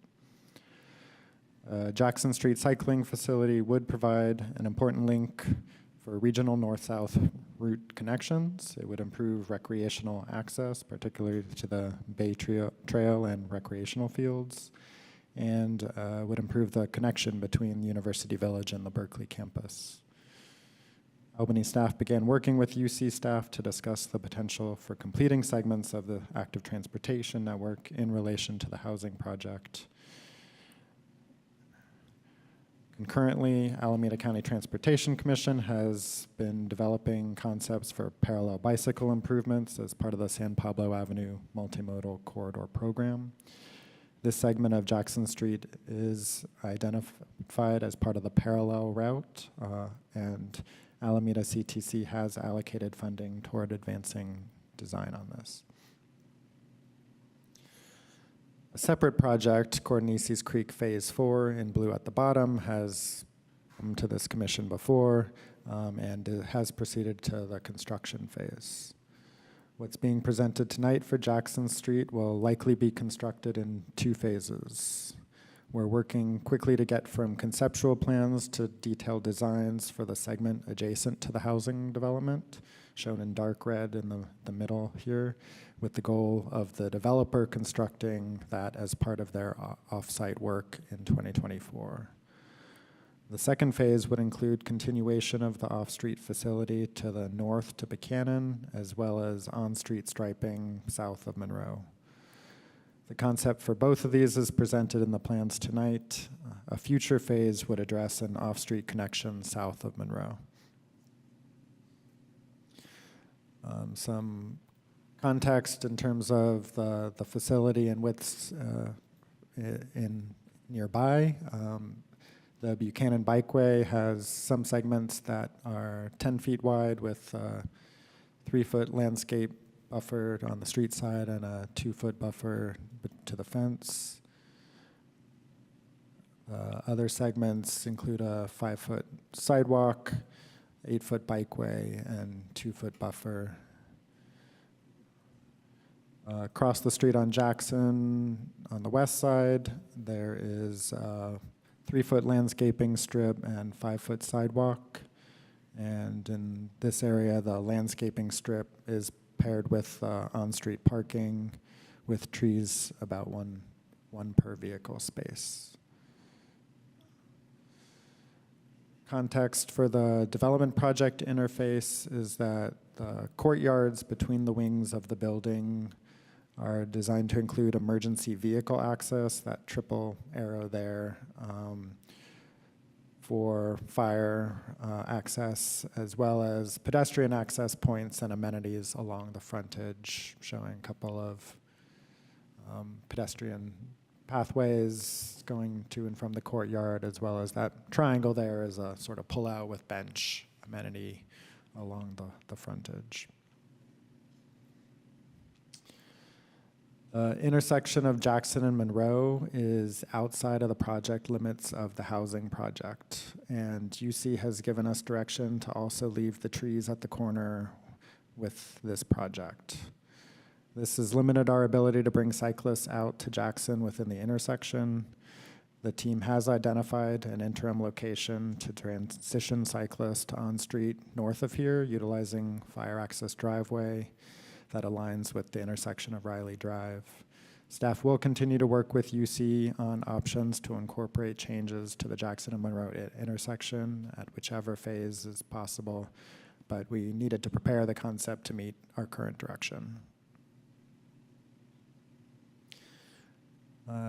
North of the development site along the Gill Tract, we evaluated various alternatives with relation to impacts on utilities, vehicle parking, and the College of Natural Resources research fields. And the concept design presented tonight worked to limit the impacts on all three of those while providing a consistent facility. The proposed facility utilizes a section of roadway adjacent to the graduate student housing that was planned for a parking lane that would have included 7 vehicle parking spaces after construction. The parking lane was temporarily removed as part of the current construction conditions. Along the Gill Tract frontage, the change from current angle parking to parallel parking removes approximately 9 vehicle parking spaces. And also below here, providing some of the off-street numbers, the reconstruction at Ocean View added approximately 26 vehicle spaces, and the graduate student housing is planned to add 176 vehicle parking spaces and 300 long-term bicycle parking spaces for 760 single-room occupant, single bed spaces, 760 people. And with that, I'll introduce Andrew Lee to present the conceptual design being proposed tonight. I can pull it up, hold on.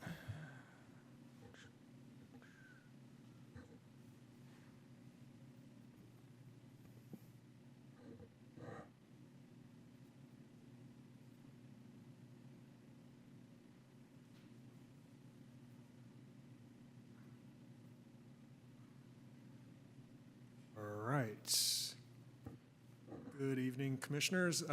Andrew Lee, Senior Traffic Engineer with Parametrics, formerly Parisi Transportation Commission, Consulting, that is.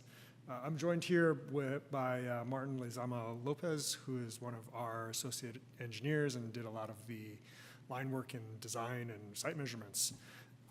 Our office is based in West Berkeley, and this project is near and dear to my heart because I come up through the Albany UC Village all the time to visit Albany, and so I have a very personal vested interest in advancing this project. I'll move on to the next slide, please. So, as introduced by Justin, there are 3 distinct segments of potential bikeway in this project. This section here between 8th Street and Monroe largely retains the existing condition. And the reason for that is that there's a lot going on with the community center. We do have a design that envisioned and laid out a 2-way separated bikeway or cycle track along this frontage. It had a lot of trade-offs with regard to the on-street parking, the access to the community center, the landscaping, the bus stop. We still have that concept, but given the timeline of the project, the improvements, it's not being presented and it's not being part of what you'll be considering tonight. So as such, what we're showing here is largely the existing condition of a shared lane facility between 8th Street and Monroe. Next slide, please. So this section here is between Monroe and Gooding. As mentioned by Justin again, the far left side of this exhibit, or the south end of Jackson Street at Monroe, the direction from UC is that they have some other plans going on with the trees in the corner. We do have a concept that would have brought a 2-way separated bikeway onto this corner and advanced it northward. Right now, what we're showing is a shared lane facility all the way to Riley Drive, a transition onto the separated bikeway at the courtyard/fire lane. There is one alternative or option that we're proposing, or at least showing, which is that we could put in a northbound bike ramp from Jackson Street onto this widened section of a separated bikeway. There is a high likelihood that people traveling southbound may also use that ramp, which would result in some transition through that intersection. We raise that as a possibility, but people being people, they behave in unexpected ways. One thing to point out here as a significant departure or difference from the UC plan is that the parking, the on-street parking, would be removed in this section fronting the new student housing buildings, and that is where we get the space to put in the 12-foot shared use path and landscaping strip. Landscaping strip could also be swapped out for a parallel sidewalk so that there's a designated walkway and bikeway in front of the new student housing.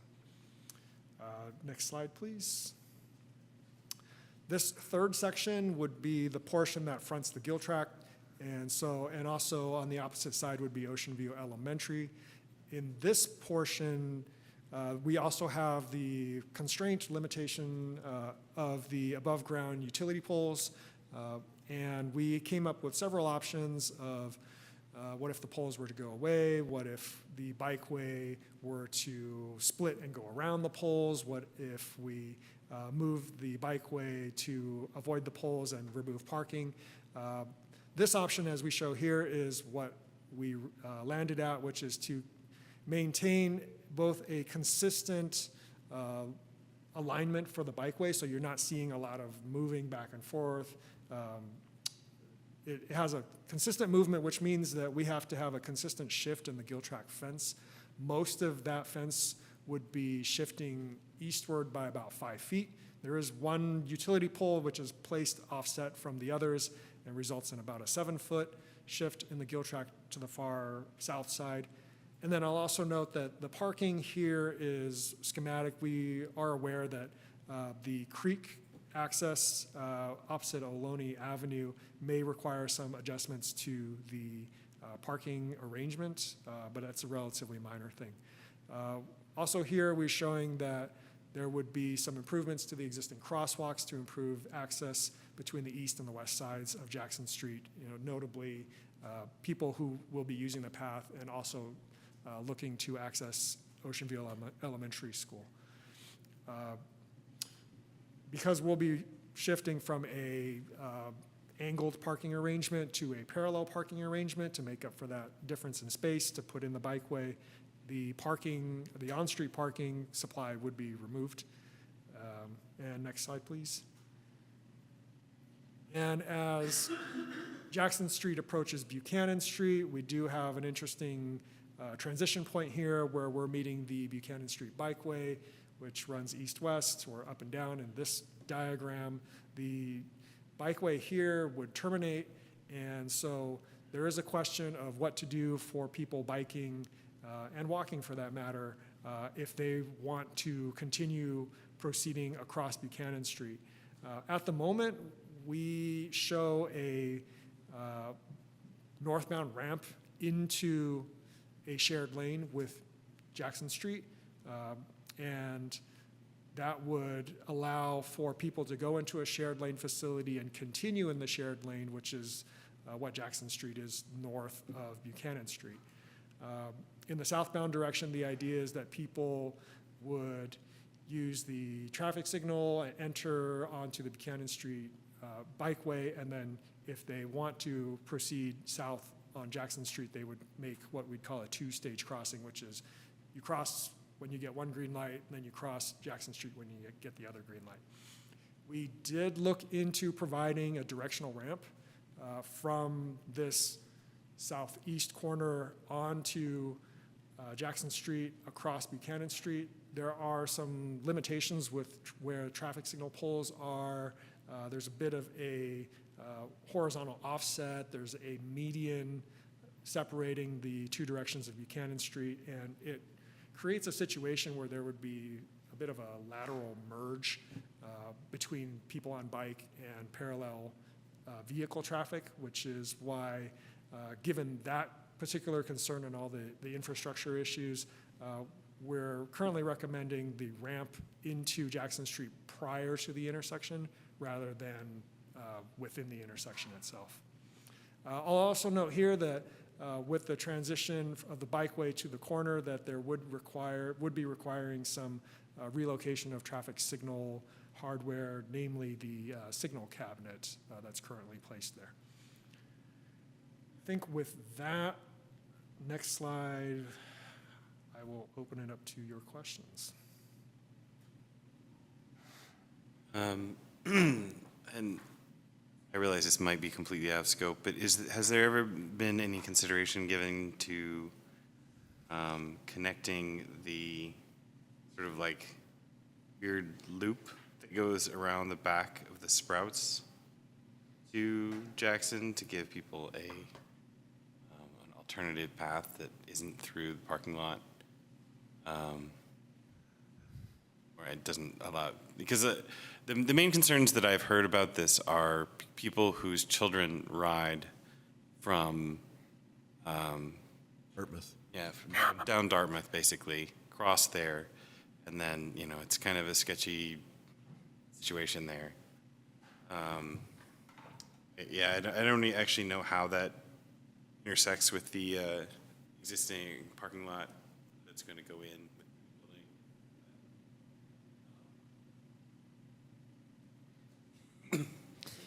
We have had discussions with UC as we've been going through this alternatives analysis and talking about all the connections envisioned in the active transportation plan that do include east-west connections too. That's more nascent at this point. They do have the parking lot to the north, but they do have a decent creek buffer where they didn't touch. I don't know whether, a path through there will be feasible with environmental considerations or not, but it's something that they're open to, and we've had some discussions on. Out of current scope, basically. Yeah. Any other questions?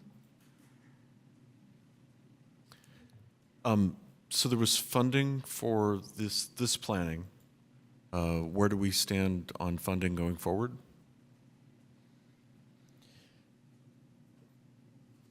That is still open discussion with Alameda County Transportation Commission. This project is lagging the other parallel bicycle route suite of projects, but we're working to catch it up. It's been called out in their parallel routes project as developed by others, and we're still hopeful that it can be included as they get into construction funding, but that isn't guaranteed. If I could add to that, for the segment that was that round oval on, that segment is something that we're hoping that the developer of the student housing project will be able to substitute, but they're already planning to do with what we would like to do. And there would be some cost-sharing arrangement there, but we need to finalize this design in order to have those discussions. Great. So that's phase one, right? Okay. Thank you. I have a couple of questions about this section between Monroe and Riley. So the first is about the parking inventory. The chart, I think, said that we're currently 0 parking spaces. There were planned to be 7, and with this project, there won't be those 7, so that's a net loss of 7. But are those 7 parking spaces that existed 6 months ago or a year ago, before the construction began? Before the construction began, it was a parking lane. It probably was more than 7 prior. Okay. But I don't have that count. So it was a parking lane before the when the housing went in, it originally had a design that removed some but kept 7 of the parking spaces along that strip. Correct. The And with current this new design, they won't keep any of the parking spaces along That's that correct. strip. Okay, so really the loss of 7 is only compared to a design that was on paper and was never built. The loss of 7 is compared to what they're planning to do if this project does not proceed. They plan to install 7 spaces along there. So I just want to clarify that from the point of view of somebody who actually uses that area, they won't see 7 parking spaces disappear. Those particular 7 parking spaces didn't exist in the form. Okay. My other question is if you could just put up the picture of what's proposed for Monroe to Riley. I'm just not totally understanding what's in the design, and I know there are going to be some comments about it, so I want to make sure that There had been some public comments today. before we get to the comments, I just want to make sure to understand. So I see what looks like a bike path extending the full width of the screen from match line B to the intersection of Gooding Way. But you're saying that the bike path actually only extends from Riley Drive to Gooding Way. So what does that look like on the ground? It looks like a bikeway all the way to Monroe, but when you get to the corner of Monroe, the arrangement of the trees and the curb ramps, I think the assumption is that they'll look very similar to existing conditions, which means that those ramps will be about 5 feet wide, suitable for people walking, but not quite suitable for people on bike. They will be those existing directional ramps with retaining curbs on each side rather than with flares, meaning that you have sharp corners to navigate through. And I don't know exactly how that messaging would be conveyed that people on bikes should not continue south of Riley, because it certainly would be tempting. Is it going to be the same surface? You know, if we were planning this as a phased project such that you build the section of bikeway that you could and then improve the corner in collaboration with the UC and whatever they want to do with the trees, then that treatment could be consistent all the way through. If that solution for that corner of Monroe and Jackson is very, very far out, and paving that section of Bikeway to resemble a bikeway is not going to be acceptable, then it's possible that there could be a different paving treatment to differentiate that this section is allowed for people on bike and this section is not. So that's a decision that will be made further along in this design process. So the plans that you're showing tonight don't really state whether the surface changes there or not. So as you're going south from Gooding toward Riley, you get to a place where you're somehow encouraged to cross Jackson Street and follow those sharrows. into the Yes, car most lane likely there. through the signs. Yeah, And on. and if you choose to instead continue straight on what may or may not look like a continuation of the bikeway, you get to the corner of Monroe, and there is a curb ramp that you can use to continue your journey, but it's not a bike-friendly curb ramp. Is that kind of what the plans are That is showing? where we would land given the current limitations. It's definitely not our preferred engineering outcome, but it's not a technical limitation that we're Right. dealing with here. And what is the proposed alternative? Well, the one proposed alternative is that if heading in the northbound direction, you could bypass that challenging corner and allow for at least northbound people on bike to enter that widened section, that would be acceptable because they would be already within a northbound shared lane and going. And that would be a little bit north of the intersection, not at the intersection. Correct. I know that's a little strange because it would be very enticing for somebody similarly on a southbound bike to use, but it introduces a transition north of the Monroe intersection, which introduces some other challenges, like if there were westbound right-turning vehicles, for instance, that's a conflict that, may occur. So I can't say that it's a possibility, but there are a lot of challenges with that. I mean, if we wanted to pursue a solution where the phasing, the immediate construction of this section between Riley and Monroe highly discouraged people on bike from continuing, what you could do, for instance, is just pave a 5-foot sidewalk, and then instead of the other 5 feet being concrete, it would be a landscape strip instead. And then sometime in the future, you could excavate all that landscaping and then pave concrete, retaining the existing section of concrete and existing curb and gutter, for instance. That is an opportunity there. But we didn't necessarily want to show it because the hope is that a near-term solution is found rather than this constraint being a long-term situation. And if we envision a near-term solution, you're suggesting that we finish paving the bike path in its final form. Am I seeing correctly that there's no stripe, a center stripe on the southern part of it? Is that a difference, or am I just imagining that? There is no center line between Riley and Monroe. I just mean a stripe in between the two directions of bike travel. Is that? There is. It looks to me like maybe there's a stripe on the right half of it there and not on the left half. Is that? Yes, that is intentional because there would be no bicycle traffic Right. allowed. So then your suggestion for a short-term solution is that the pavement quality of the bike path is the same all the way across what we see on the screen here. And what's different is that on the northern half, the right half, there's a center stripe. And on the southern half, the left half, it's unmarked. Yes, at the moment. Okay.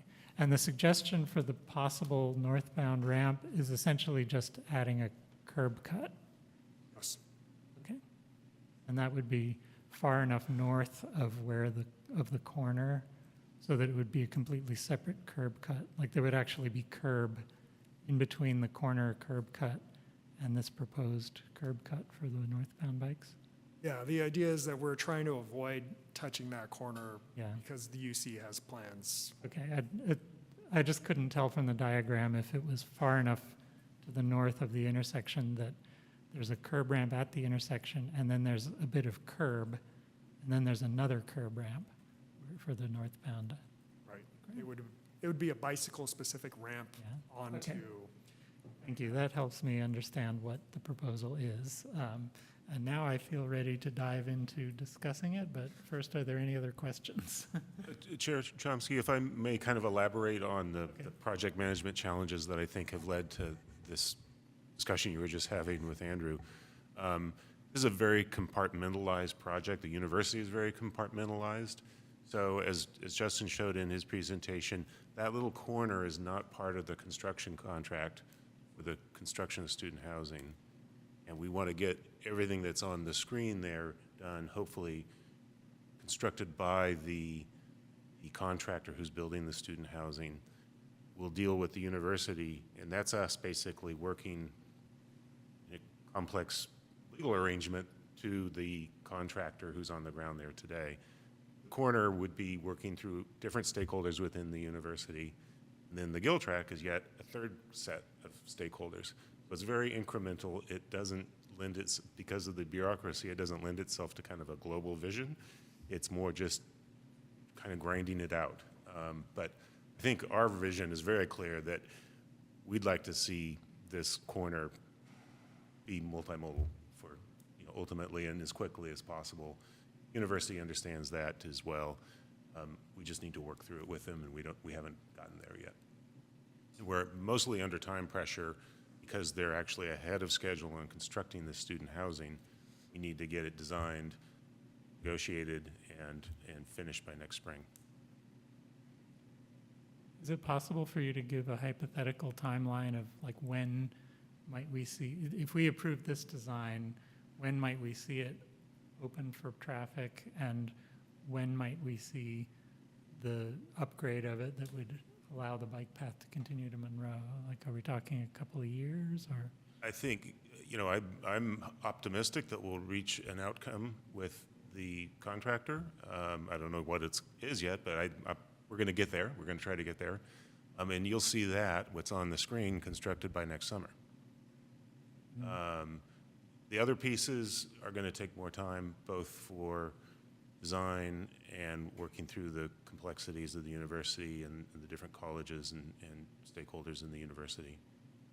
So the parts might be another 6 months, year and a half. I don't know. That's a little bit harder. But likely not another 5 years, or? No. I think once this is sitting there, I think everybody is going to see wisdom of finishing segments as quickly as possible. We're hoping. And finishing does mean dealing with the problems at the corner of Monroe, all the trees and all of that. I think it's an obvious, it's going to be an obvious problem. Okay. And I think everybody will collaborate to solve the problem. Okay. Thanks for that encouraging thought. More questions? Yeah. So we need to wrap up the section in front of the new building. Contractor's paying for it. Who's paying for the rest? Is that going to be a constraint because we have to arrange financing between ACTC and the city? I think it will be between the city and ACTC. I wouldn't expect UC to put any significant financial resources into it. They are collaborating with us in terms of giving us the right-of-way to do the work. I think it's going to be very similar in structure to what we did on Buchanan, Marin, for the bike trail along Buchanan, Marin, which was a partnership with the university. Some years ago, they gave us enough room to put that in, but we paid through it our normal sources of funds that we'd use if it was our street. Okay, so not understanding the university's stake in this, and I say this as somebody who lived there, 1995, 2000, back when it was Section B. Did the university reach out to the residents to ask them what they wanted? We've done that at their request, yes. They're sensitive to that. We attended a safety fair at the university a month ago, 2 months ago. And we'll continue to do that at whatever level they want us to. You know, and I do take something back to the pet store down there. So I did, as I exited, I went on Jackson Street. And also, you know, my son went to that elementary school for, you know,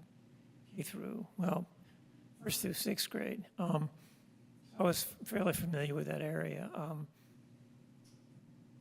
Building is massive.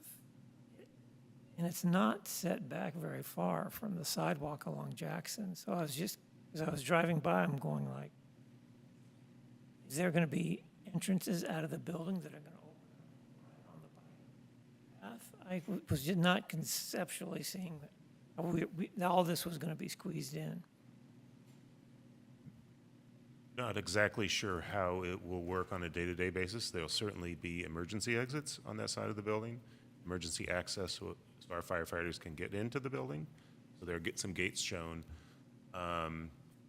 But whether on a day-to-day basis a resident's going to go in that way or they'll go in through the main lobby, which is going to be on Monroe, I just don't know. I think most cases these student housing projects are fairly secure these days, so they may not want to have multiple entrances. But we don't know.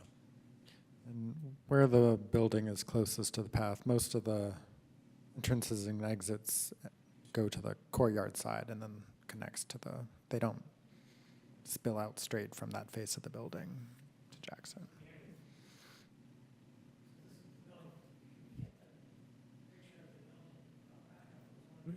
Yeah, it was on there just a few seconds ago, and then it disappeared.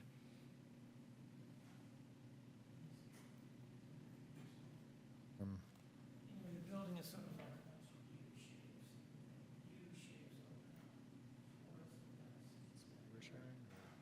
When I was studying the design of the building, it appeared to have its major entrance on Monroe. And the major circulation corridor at ground level is actually to the east in the building, bottom floor. That connects the various wings.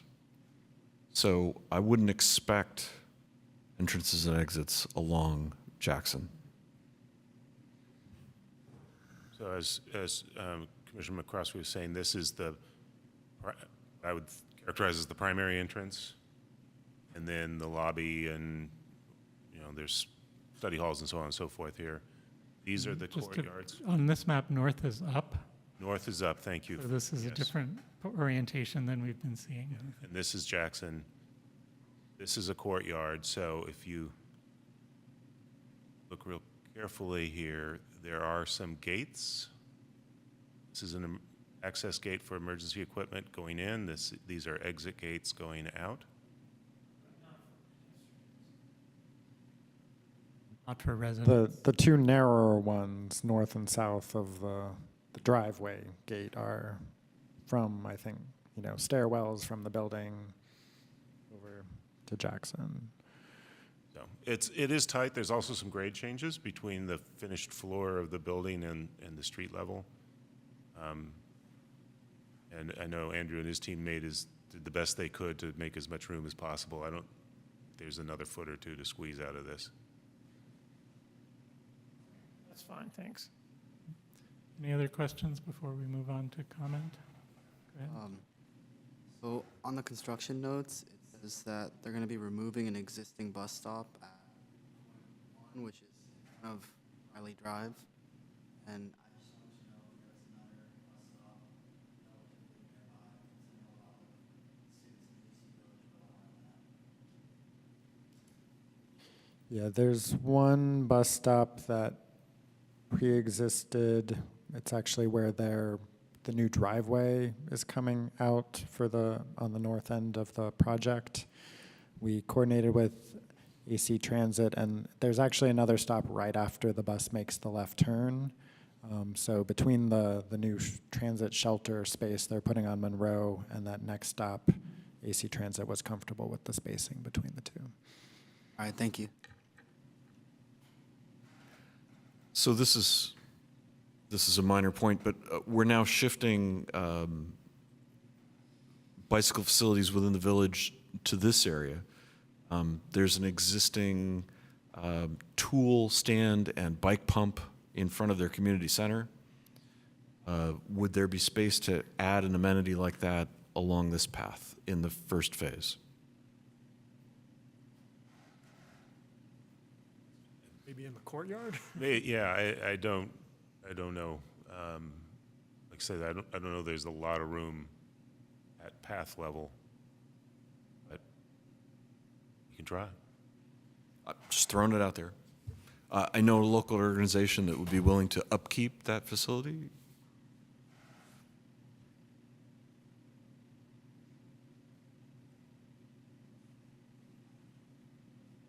Any other questions? Okay, let's take public comment.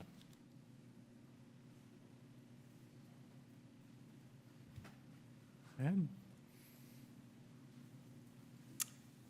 Good evening, commissioners. Good evening, staff, and thank you, consultants. This is really great to see this happening. I really appreciate it. It's great to see finally, we're getting some progress somewhere in the city because we haven't been doing a whole lot. And I really would like to applaud UC for their willingness to work with the city of Albany and, make extra space on the Gill tract, give up parking spots, et cetera, et cetera. I really would encourage extending the whole path along to Monroe and working eventually with UC and their ideas for that corner. The idea of bike networks is that they work when they're continuous and connected. So getting that connected to the Dartmouth corridor, to the other end of it on Berkeley at 8th Street, to 9th Street, which is part of that parallel route that ACTC has been talking about, is really important. And on the other end, coming all the way to Buchanan is super important to connect that to the school and to the Bay Trail, to the shared facility or to the cycle tracks on Buchanan. I think that's really, really important. The other thing that is problematic about this is the idea of shifting from the two-way cycle track at Riley to the Sharrows. The idea of kids diagonally crossing the road, I think, is really, really problematic. I've been working with the school district on an environmental action plan, and a big key component of what they recently adopted is a transportation element, which is to get kids to safe routes to schools and gets kids to school on bikes and walking. So this is a really important piece of it, but it's not enough. It's got to be continued. Got to think about the crosswalks to the school, how they're treated, and especially at Riley. Maybe you need stop signs or some other box turn or something. And I would also point out that it is legal for kids to ride on the sidewalks, so you might say no bikes, but the kids can still ride on the sidewalks and get to the corner of Monroe. So you have to think about that regardless of whether that Monroe corner is being improved and how they get from that Monroe corner to wherever else they're going to go. So, again, I just want to say this is a great effort. I really appreciate connecting to the Buchanan cycle tracks. I think UC's interest in this, from what I've understood, is that they want to contribute to transit-oriented development for their residents, for their students, and they want their students to be able to use active transportation instead of car trips to get around. That would be getting around Albany for recreation, and that would be getting to the university. So creating the next step for these cycle tracks from the residences through Albany and through Berkeley is key. So, making these continuous and connected is a really important concept. So I would really like to thank you all for this, and great effort. So it's really encouraging. Thank you very much. Thank you for your comment. We have people online with comments. We have one person so far. If others would like to comment online, please use the raise your hand function in Zoom. Carrie Schulman, please go ahead. Hello. I have 2 kids at Ocean View, so I'm very interested in this project. First of all, thank you so much for making this happen. I can only imagine how much bureaucracy is involved with this, and so it's great that this is actually happening. This is definitely a step in the right direction. I'm also really concerned about the planned crossing at Riley. That's not, during before and after school times, that stretch of Jackson has a ton of traffic, and having bikes diagonally cut across in a place where cars are not stopping is not a safe thing. If you are going to have that, I would ask that maybe you could put stop signs at that intersection so cars are more likely to stop and look around and see bikes doing that strange diagonal cross. But if there's any way that we can enable bikes to continue along the path all the way to Monroe, that would be such a safer place to cross, because that's already a four-way stop where cars are stopping and looking around for traffic. I would love to see enable bikes to diagonally cross from the bike, if they're southbound, to diagonally cross from the bike path to the other side of Jackson. Similar, there's something like that on the Ohlone pathway at Gilman, and it's a really nice way to get across the street, to just be able to go diagonal in one pass. My son currently bikes by himself, really exciting for my 5th grader, bikes by himself to the Albany Library after school. And right now he has to do this like crazy zigzag back and forth to find a safe route to get from Ocean View to the library. And he goes like up to Marin, and then down San Pablo, all the way to Dartmouth, and then back up again on the Ohlone. And it would be so great if you could find a way to connect this Jackson Street bike path. I wouldn't feel comfortable with him going through the Sprouts parking lot, but if you could go along the creek or have something to connect it to that back Sprouts bike path, that would be so great for so many Ocean View families that live on the other side of San Pablo and have to do that treacherous crossing. Looking at Google Street View, the trees are really small at the corner of Monroe, so it seems feasible that they could be relocated or something so that we could have a nice pathway to extend the bike path.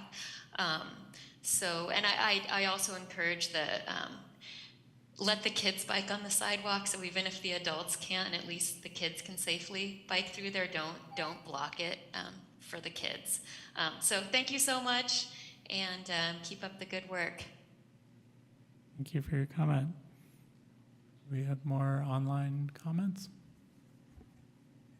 I'm not seeing any other hands raised. Okay, let's bring it back to the commission.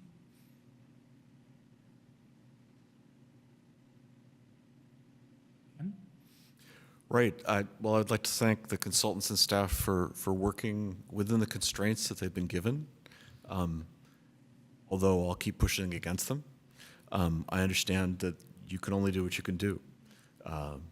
And thanks for jumping on this and getting it moving.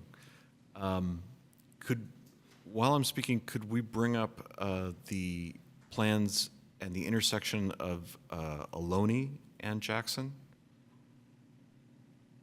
I'm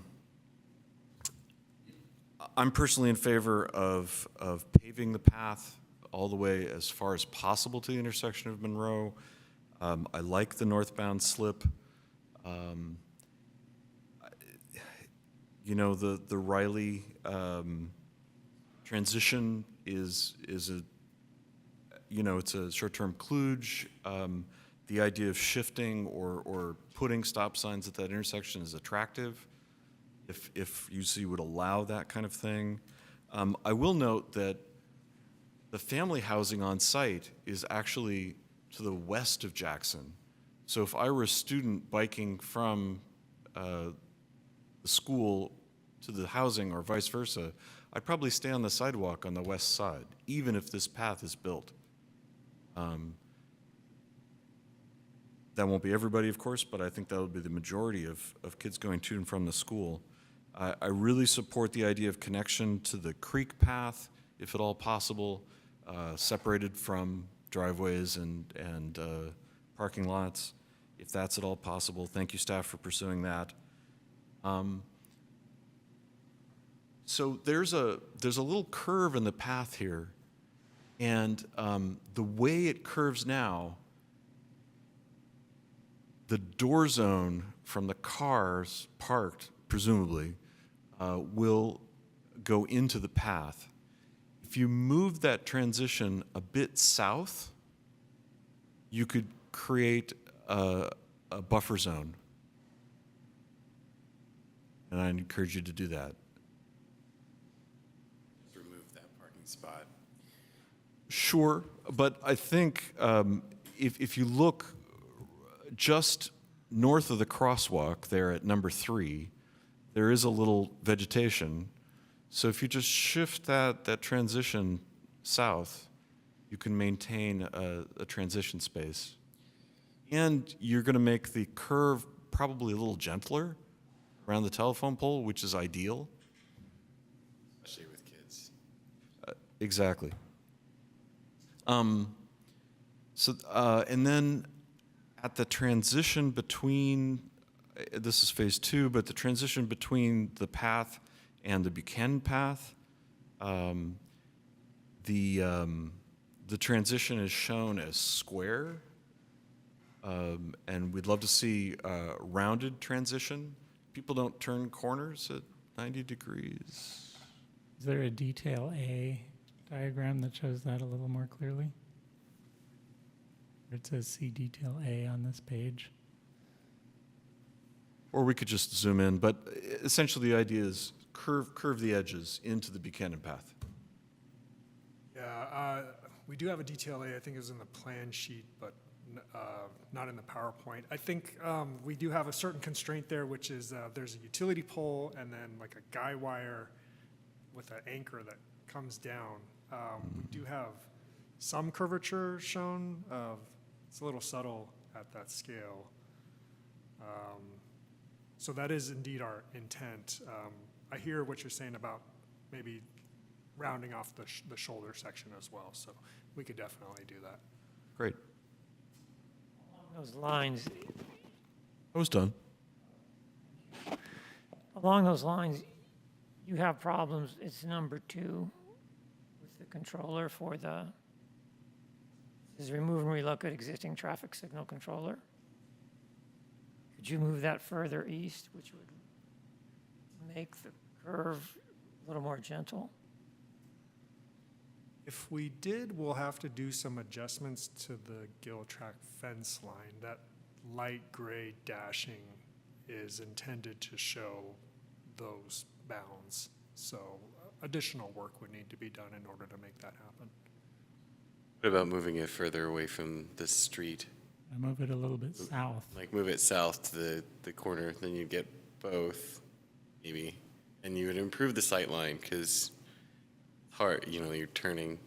Yeah. I think the sightline turning to the east towards the hills is more important because people turning to the left, northbound, then turning left are going slower because they're anticipating a crosswalk there. So just a thought.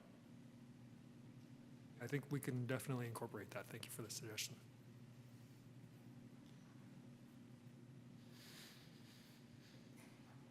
Anybody else like to send some comments? So I don't know if we've really made a decision about the Monroe issue, but it seems to me that a lot of what's coming up in the discussion is about, I think everybody in the commission and the public on staff agrees that in the end we want a proper bike path going all the way to Monroe and hopefully beyond. And we also understand that that we have to build something right now, and it'll be short term, but it has to be adequate. And it's not going to meet anybody's dreams for what a city built around active transportation is going to look like, but it has to be safe and usable. So what we're trying to design, like the open questions about this are, what should that interim solution look like? Not what should our ultimate solution look like, but what should the interim solution look like? And I didn't get a clear read from the people making public comments about what the one clear statement about the interim solution was the suggestion to add stop signs at Riley to make that crossing where the bike sharrows go diagonally across the street, make that be in a fully stop-controlled intersection. Is that something that's feasible?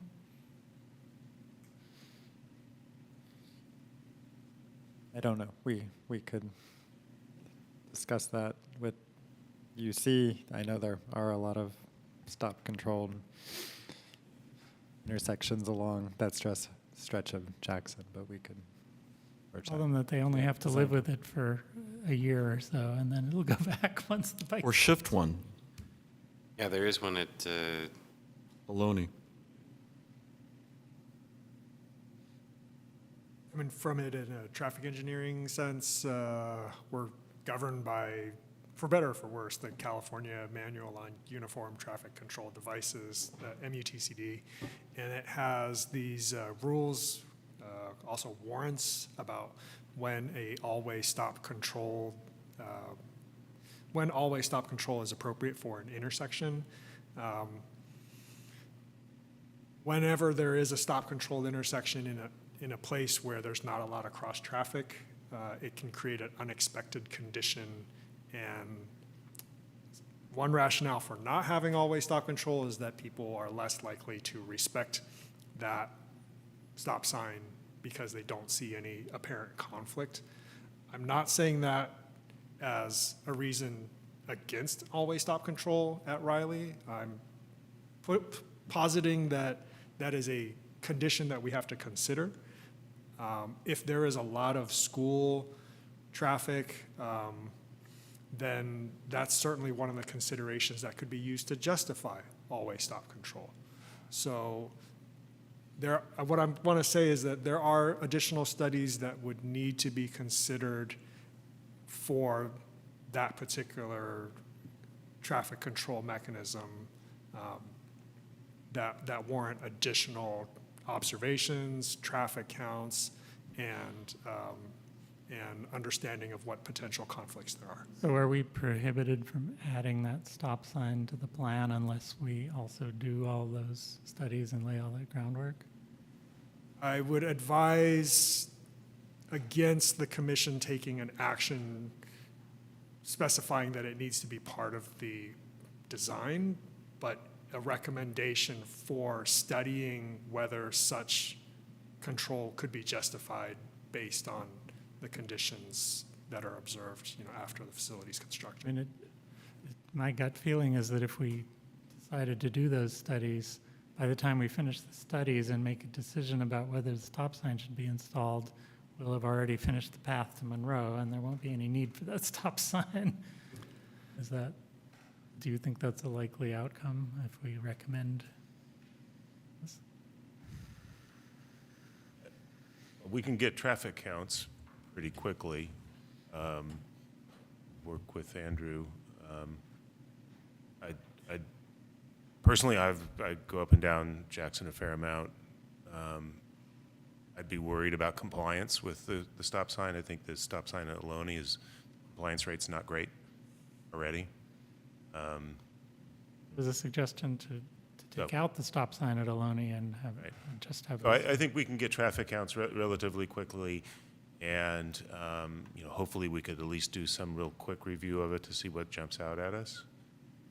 You're right, the full engineering study probably is we may not have the time and resources to do that on the time frame that we need to make the other decisions.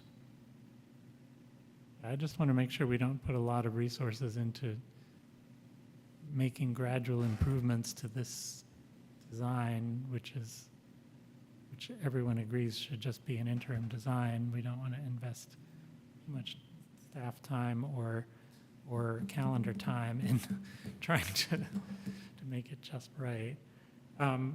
Another question I have about this, I think, Ken, you said that you supported the alternate northbound ramp. If we build that, that's permanent, right? Until you remove it. But you could take that up. As part of Like if we build that alternate northbound ramp and then a year later we're building the improvements at the corner of Monroe, would we expect to take out the alternate ramp as part of that? Okay. I just want to say, from having lived in the village, although it's maybe different now, there is a whole hodgepodge of cultures and peoples from all over the world, many from places where they don't tend to respect the niceties of stop signs and traffic patterns quite the way we do in America. So I think the kids are going to do what they want to do, and trying to over-control that is probably not going to be successful. So then that just echoes comments that made both from the audience and the dais about the kids exiting southbound from the Ocean View School were probably just right on the sidewalk. I agree with Mr. Chomsky. We don't need to overthink this because we are on a deadline, right? Doesn't this need to go to council soon? Yes? We have placed it on the agenda at the Monday meeting, so we're hoping for action here tonight. And Carrie, you were asking for constructive, short-term detour suggestions. I'm not sure I said this.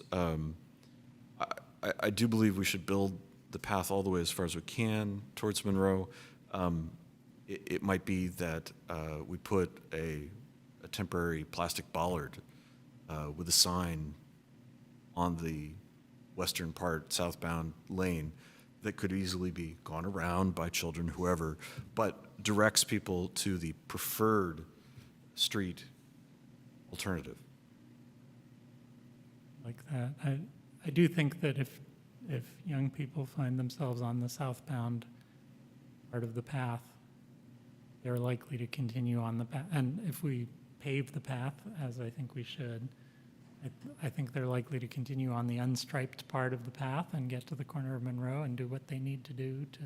Which is dismount in the intersection, And- walk across the crosswalk, and then remount and legally. Some of them may not do that, but I think in practice that's fine. I mean, I am a little concerned about the effect of putting in the northbound ramp. I guess my gut feeling is that it may cause more problems than it solves. You may remember that we have a similar device as part of the current construction of the Codornices Creek path, or we did at one point. I think it's in the final design. Transitioning from the path to northbound 8th Street. I can't picture it. Okay. So this is not a unique feature in this area going forward. Okay. Just, I don't know, if we don't put in that extra northbound ramp, the cost is that somebody who is on the street who chooses not to turn their bike 90 degrees to get up the awkward curb ramp will be riding on the street, and they'll remain on the street until Riley Drive. Right, so Riley Drive is going to be a mountable fire lane curb. I went over one of those this afternoon at the Ocean View School, and my water bottle decided to leave my cage, which never happens usually. And I think I would have trouble mounting that at an angle. But you could wait all the way till you got to Gooding Way, and there's a crosswalk with ramps there. I guess I don't really see a huge benefit from the northbound ramp. It feels like extra work, a little bit of risk, and not a huge benefit. So I would be inclined to leave it out. But others have an opinion.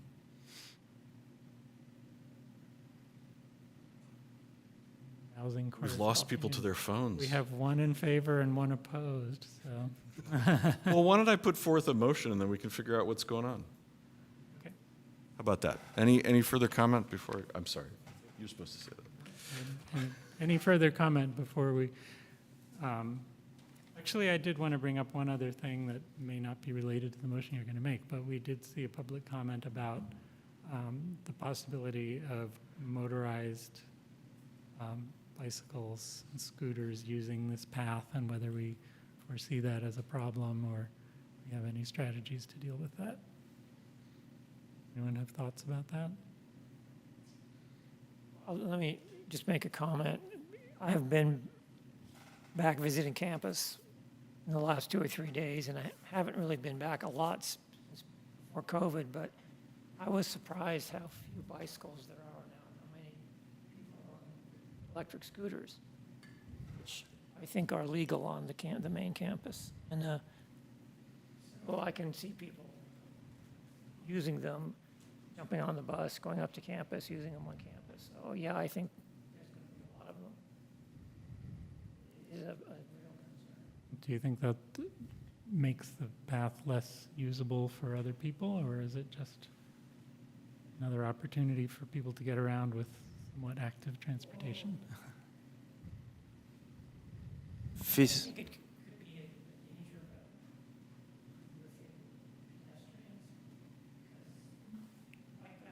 But if, we must have some experience in town. People using those scooters on existing bike paths, I don't know how much of an issue. I think people are going to use the scooters, that's the only thing.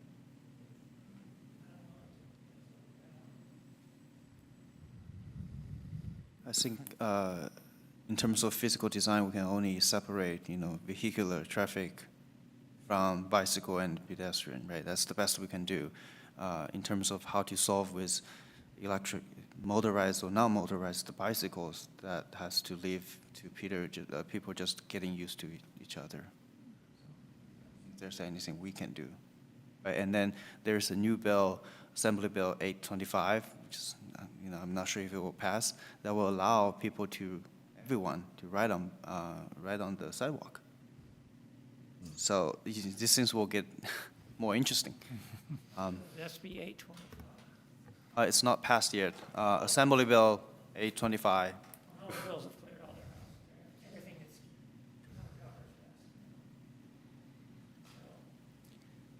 Well, I'll just note to that question, because it didn't really come up yet, and it is, I think, worth at least highlighting as a potential discussion point, is while we're proposing along the Gill Track North section an 8-foot shared use path, it widens to what we're proposing 12 feet.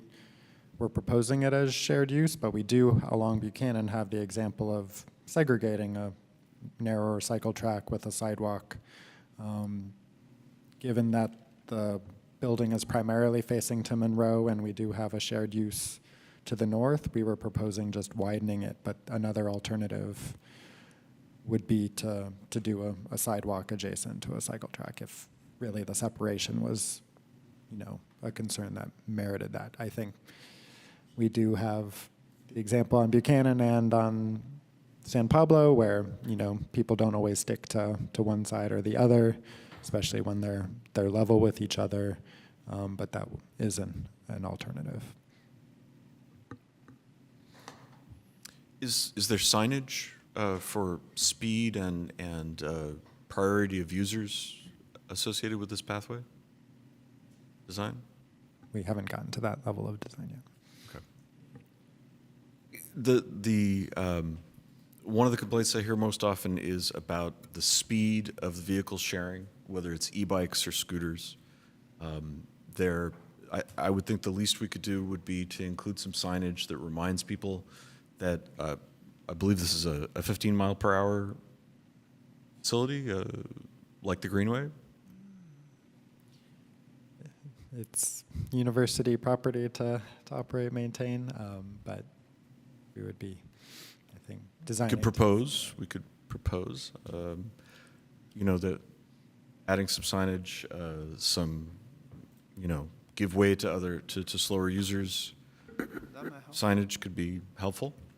I don't think we've come up with a procedure for dealing with faster vehicles that goes beyond that at this point in our city. It's a little premature to try and wrap that up in this to get this moving. Okay. So before you make a motion, it seems to me that the only that I think we were sort of reaching consensus about what the motion might say, with the possible exception of that extra northbound ramp. Are you asking for us to make a recommendation about that in our motion tonight? Or is that something we can just as easily decide at a later phase? If I would request a motion on that element. You would request a was motion an alternative we presented. It would Yeah. be great to have Okay. your All recommendation. right, so we do need to resolve within the commission whether we support or oppose the ramp. Would you be open to doing that with a straw poll before the motion, or? Sure. I think we Yeah, yeah. get into trouble if we make a large motion. Yeah, with no, a no, lot of that's, parts and yeah, somebody just disagrees with one little part. So can I just see hands in favor of the northbound? Is it clear what I'm talking? Yeah, I'm talking about just a few feet north of Monroe. A ramp so that northbound cyclists can enter the unstriped part of the path. And hopefully southbound cyclists don't see that ramp and decide that it's a good way for them to get out to Jackson Street and try to cross. What about that right turn where we're moving the signal box so the sideline looks better? I'm sorry, I missed that. That's at the opposite end. So it's on the next sheet. But you also made another suggestion where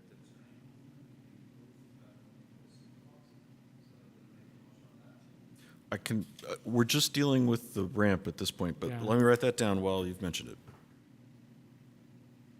And often we make a motion that says we approve this plan with the comments as discussed, and we don't have to enumerate every single thing we discussed.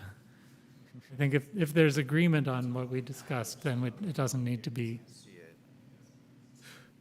Here's a question. Would we expect to see anything past phase one again before this commission, before it gets built? Likely not, given the timeline. We'll have to review, but we essentially need to get construction detail drawings No, developed. I'm sorry. So that's phase one. Oh, yes, But beyond that, like phase two, the section from Albany north, yes. would we generally? Phase two, we will have time to bring back. Okay, so we can trust them with the details. We'll check them later. And I actually trust Andrew because he's worked with us a lot. So you were going to take a straw poll. Yes, so is everyone clear on what the northbound ramp is and what I'm asked? The poll question is, do you prefer this design with or without the northbound ramp? So those preferring the design with the northbound ramp, raise hands. before that, so there's no delay to this whole progress, right? If we ask for that, no significant delay. Let's say don't push back that half a year just for this ramp. I'm not gonna vote for that. No. Oh, okay. So they're going to build it with the ramp, or they're going to build it without the ramp. It'll go fine either way. So once again, those who prefer the design with the northbound ramp? 2. Those who prefer the design, 3. Okay. Those who prefer the design without the northbound ramp? 3. So we have one. Oh, what? It's ties. There's no motion. It's not a motion.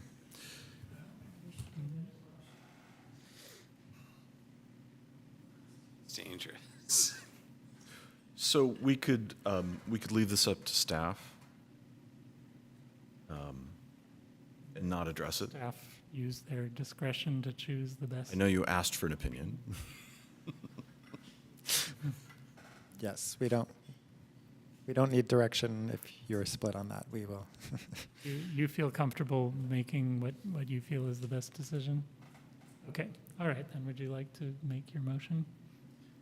Yes, so we recommend to the city council that the plans be approved with the alternative route at Riley, and that strong consideration be given to connecting to the path that goes behind Sprouts along Village Creek, I think it is.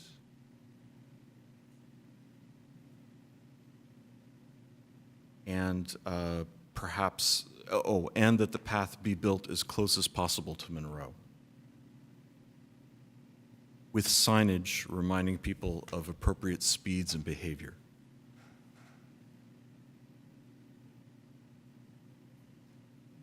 Are you satisfied? I think that, did I leave anything out that's critical? No, yeah, I'm satisfied with that. Okay, do we have a second? Seconded.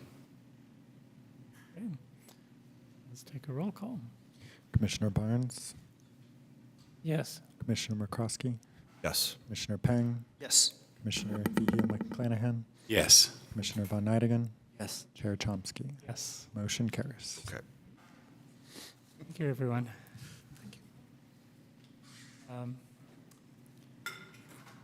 Just as an aside, AB 825 did pass, and it's on the governor's desk, but he has not decided whether or not to veto it yet. We need an extension, I think. Yes, I think I should have done an extension 20 minutes ago, and I didn't.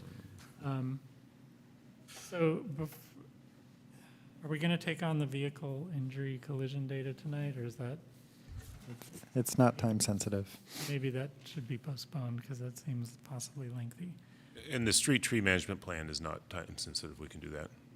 Okay, so why don't we make an extension that's just long enough to cover item 5-3 and a couple of housekeeping?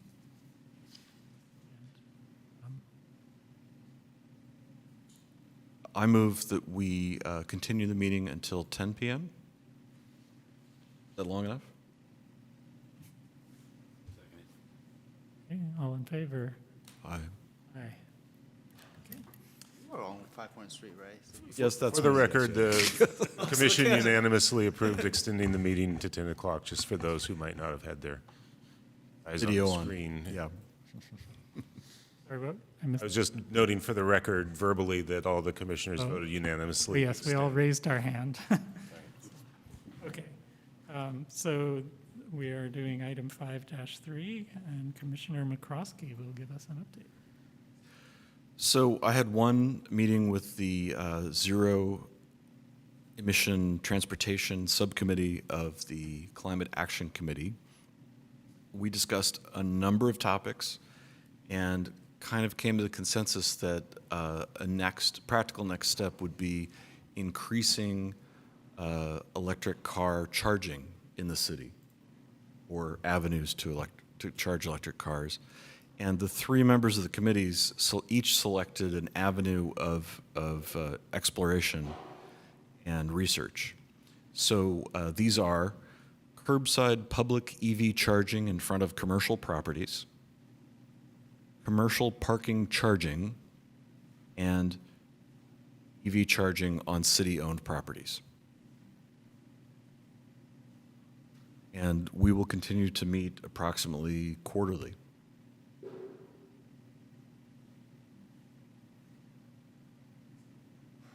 Any questions about this update? Any public comment about this update?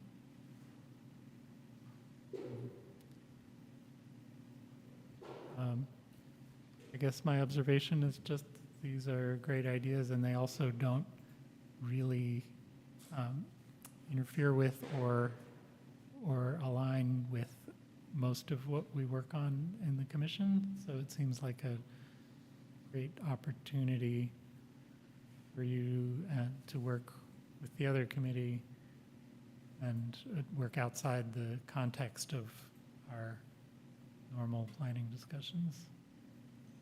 It did lead me to think about suggesting an EV charging spot along the Jackson pathway, but I decided to not suggest that. Any other thoughts? Thank you for listening. So 5-2 is continued to a future meeting. 5-4 is continued to a future meeting. Any announcements? Yes, I can give a brief update on the AC Transit Realign effort. They have, I believe, established their guiding principles. It went to the AC Transit Board this month. There is new information posted on the actransit.org/realign site, including market analysis, service assessment, and survey engagement reports. And we're expecting draft bus service plan scenarios in a couple months' time. They've reached out to schedule coming to present at the city. We're seeing if they can do both a commission and council, whether the timing works out or it's just going to be one or the other, we have to figure out. But it'll, at the very least, be in one of those two venues within the next couple months. San Pablo Avenue corridor program that was discussed at the commission. It went to council and they recommended approval at their July 17th meeting. Just a brief update on some construction updates. AC Transit San Pablo Transit Signal Priority Project made signal changes along San Pablo and Buchanan to enable signal priority for buses.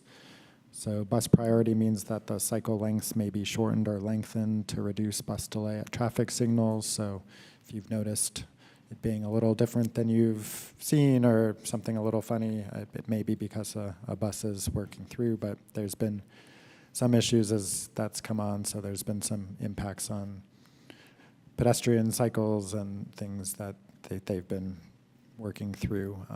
So that's been what's going on with signals. If you've heard or noticed anything on Buchanan or San Pablo, Masonic Intersections, Ohlone Trail Safety Improvements Project has also had signal upgrades continued through the summer.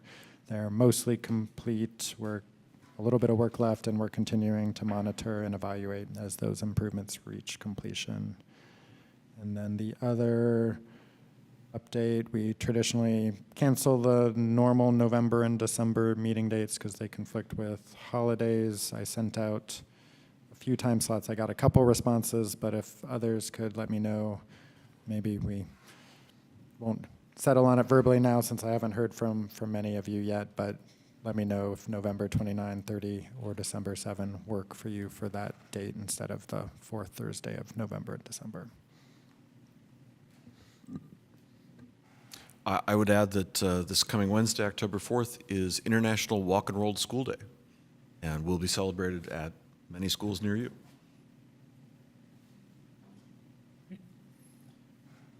And future agenda items, I think we know the ones that were continued from tonight. Is there anything else I wanted to mention as a future or request as a future agenda item? We'll find out if the government sign Assembly Bill 825, and then we'll probably have that to discuss how we cope with that. Okay. And we will be looking to bring back the Keynes-Adams pilot discussion at an upcoming meeting. As was mentioned earlier this meeting, the street lighting evaluation will come back to the commission. We also have a request from AC Transit to present supportive design, transit supportive design guidelines that may be coming soon at an upcoming meeting, and acknowledging the request that the traffic calming projects come back as soon as possible to the commission.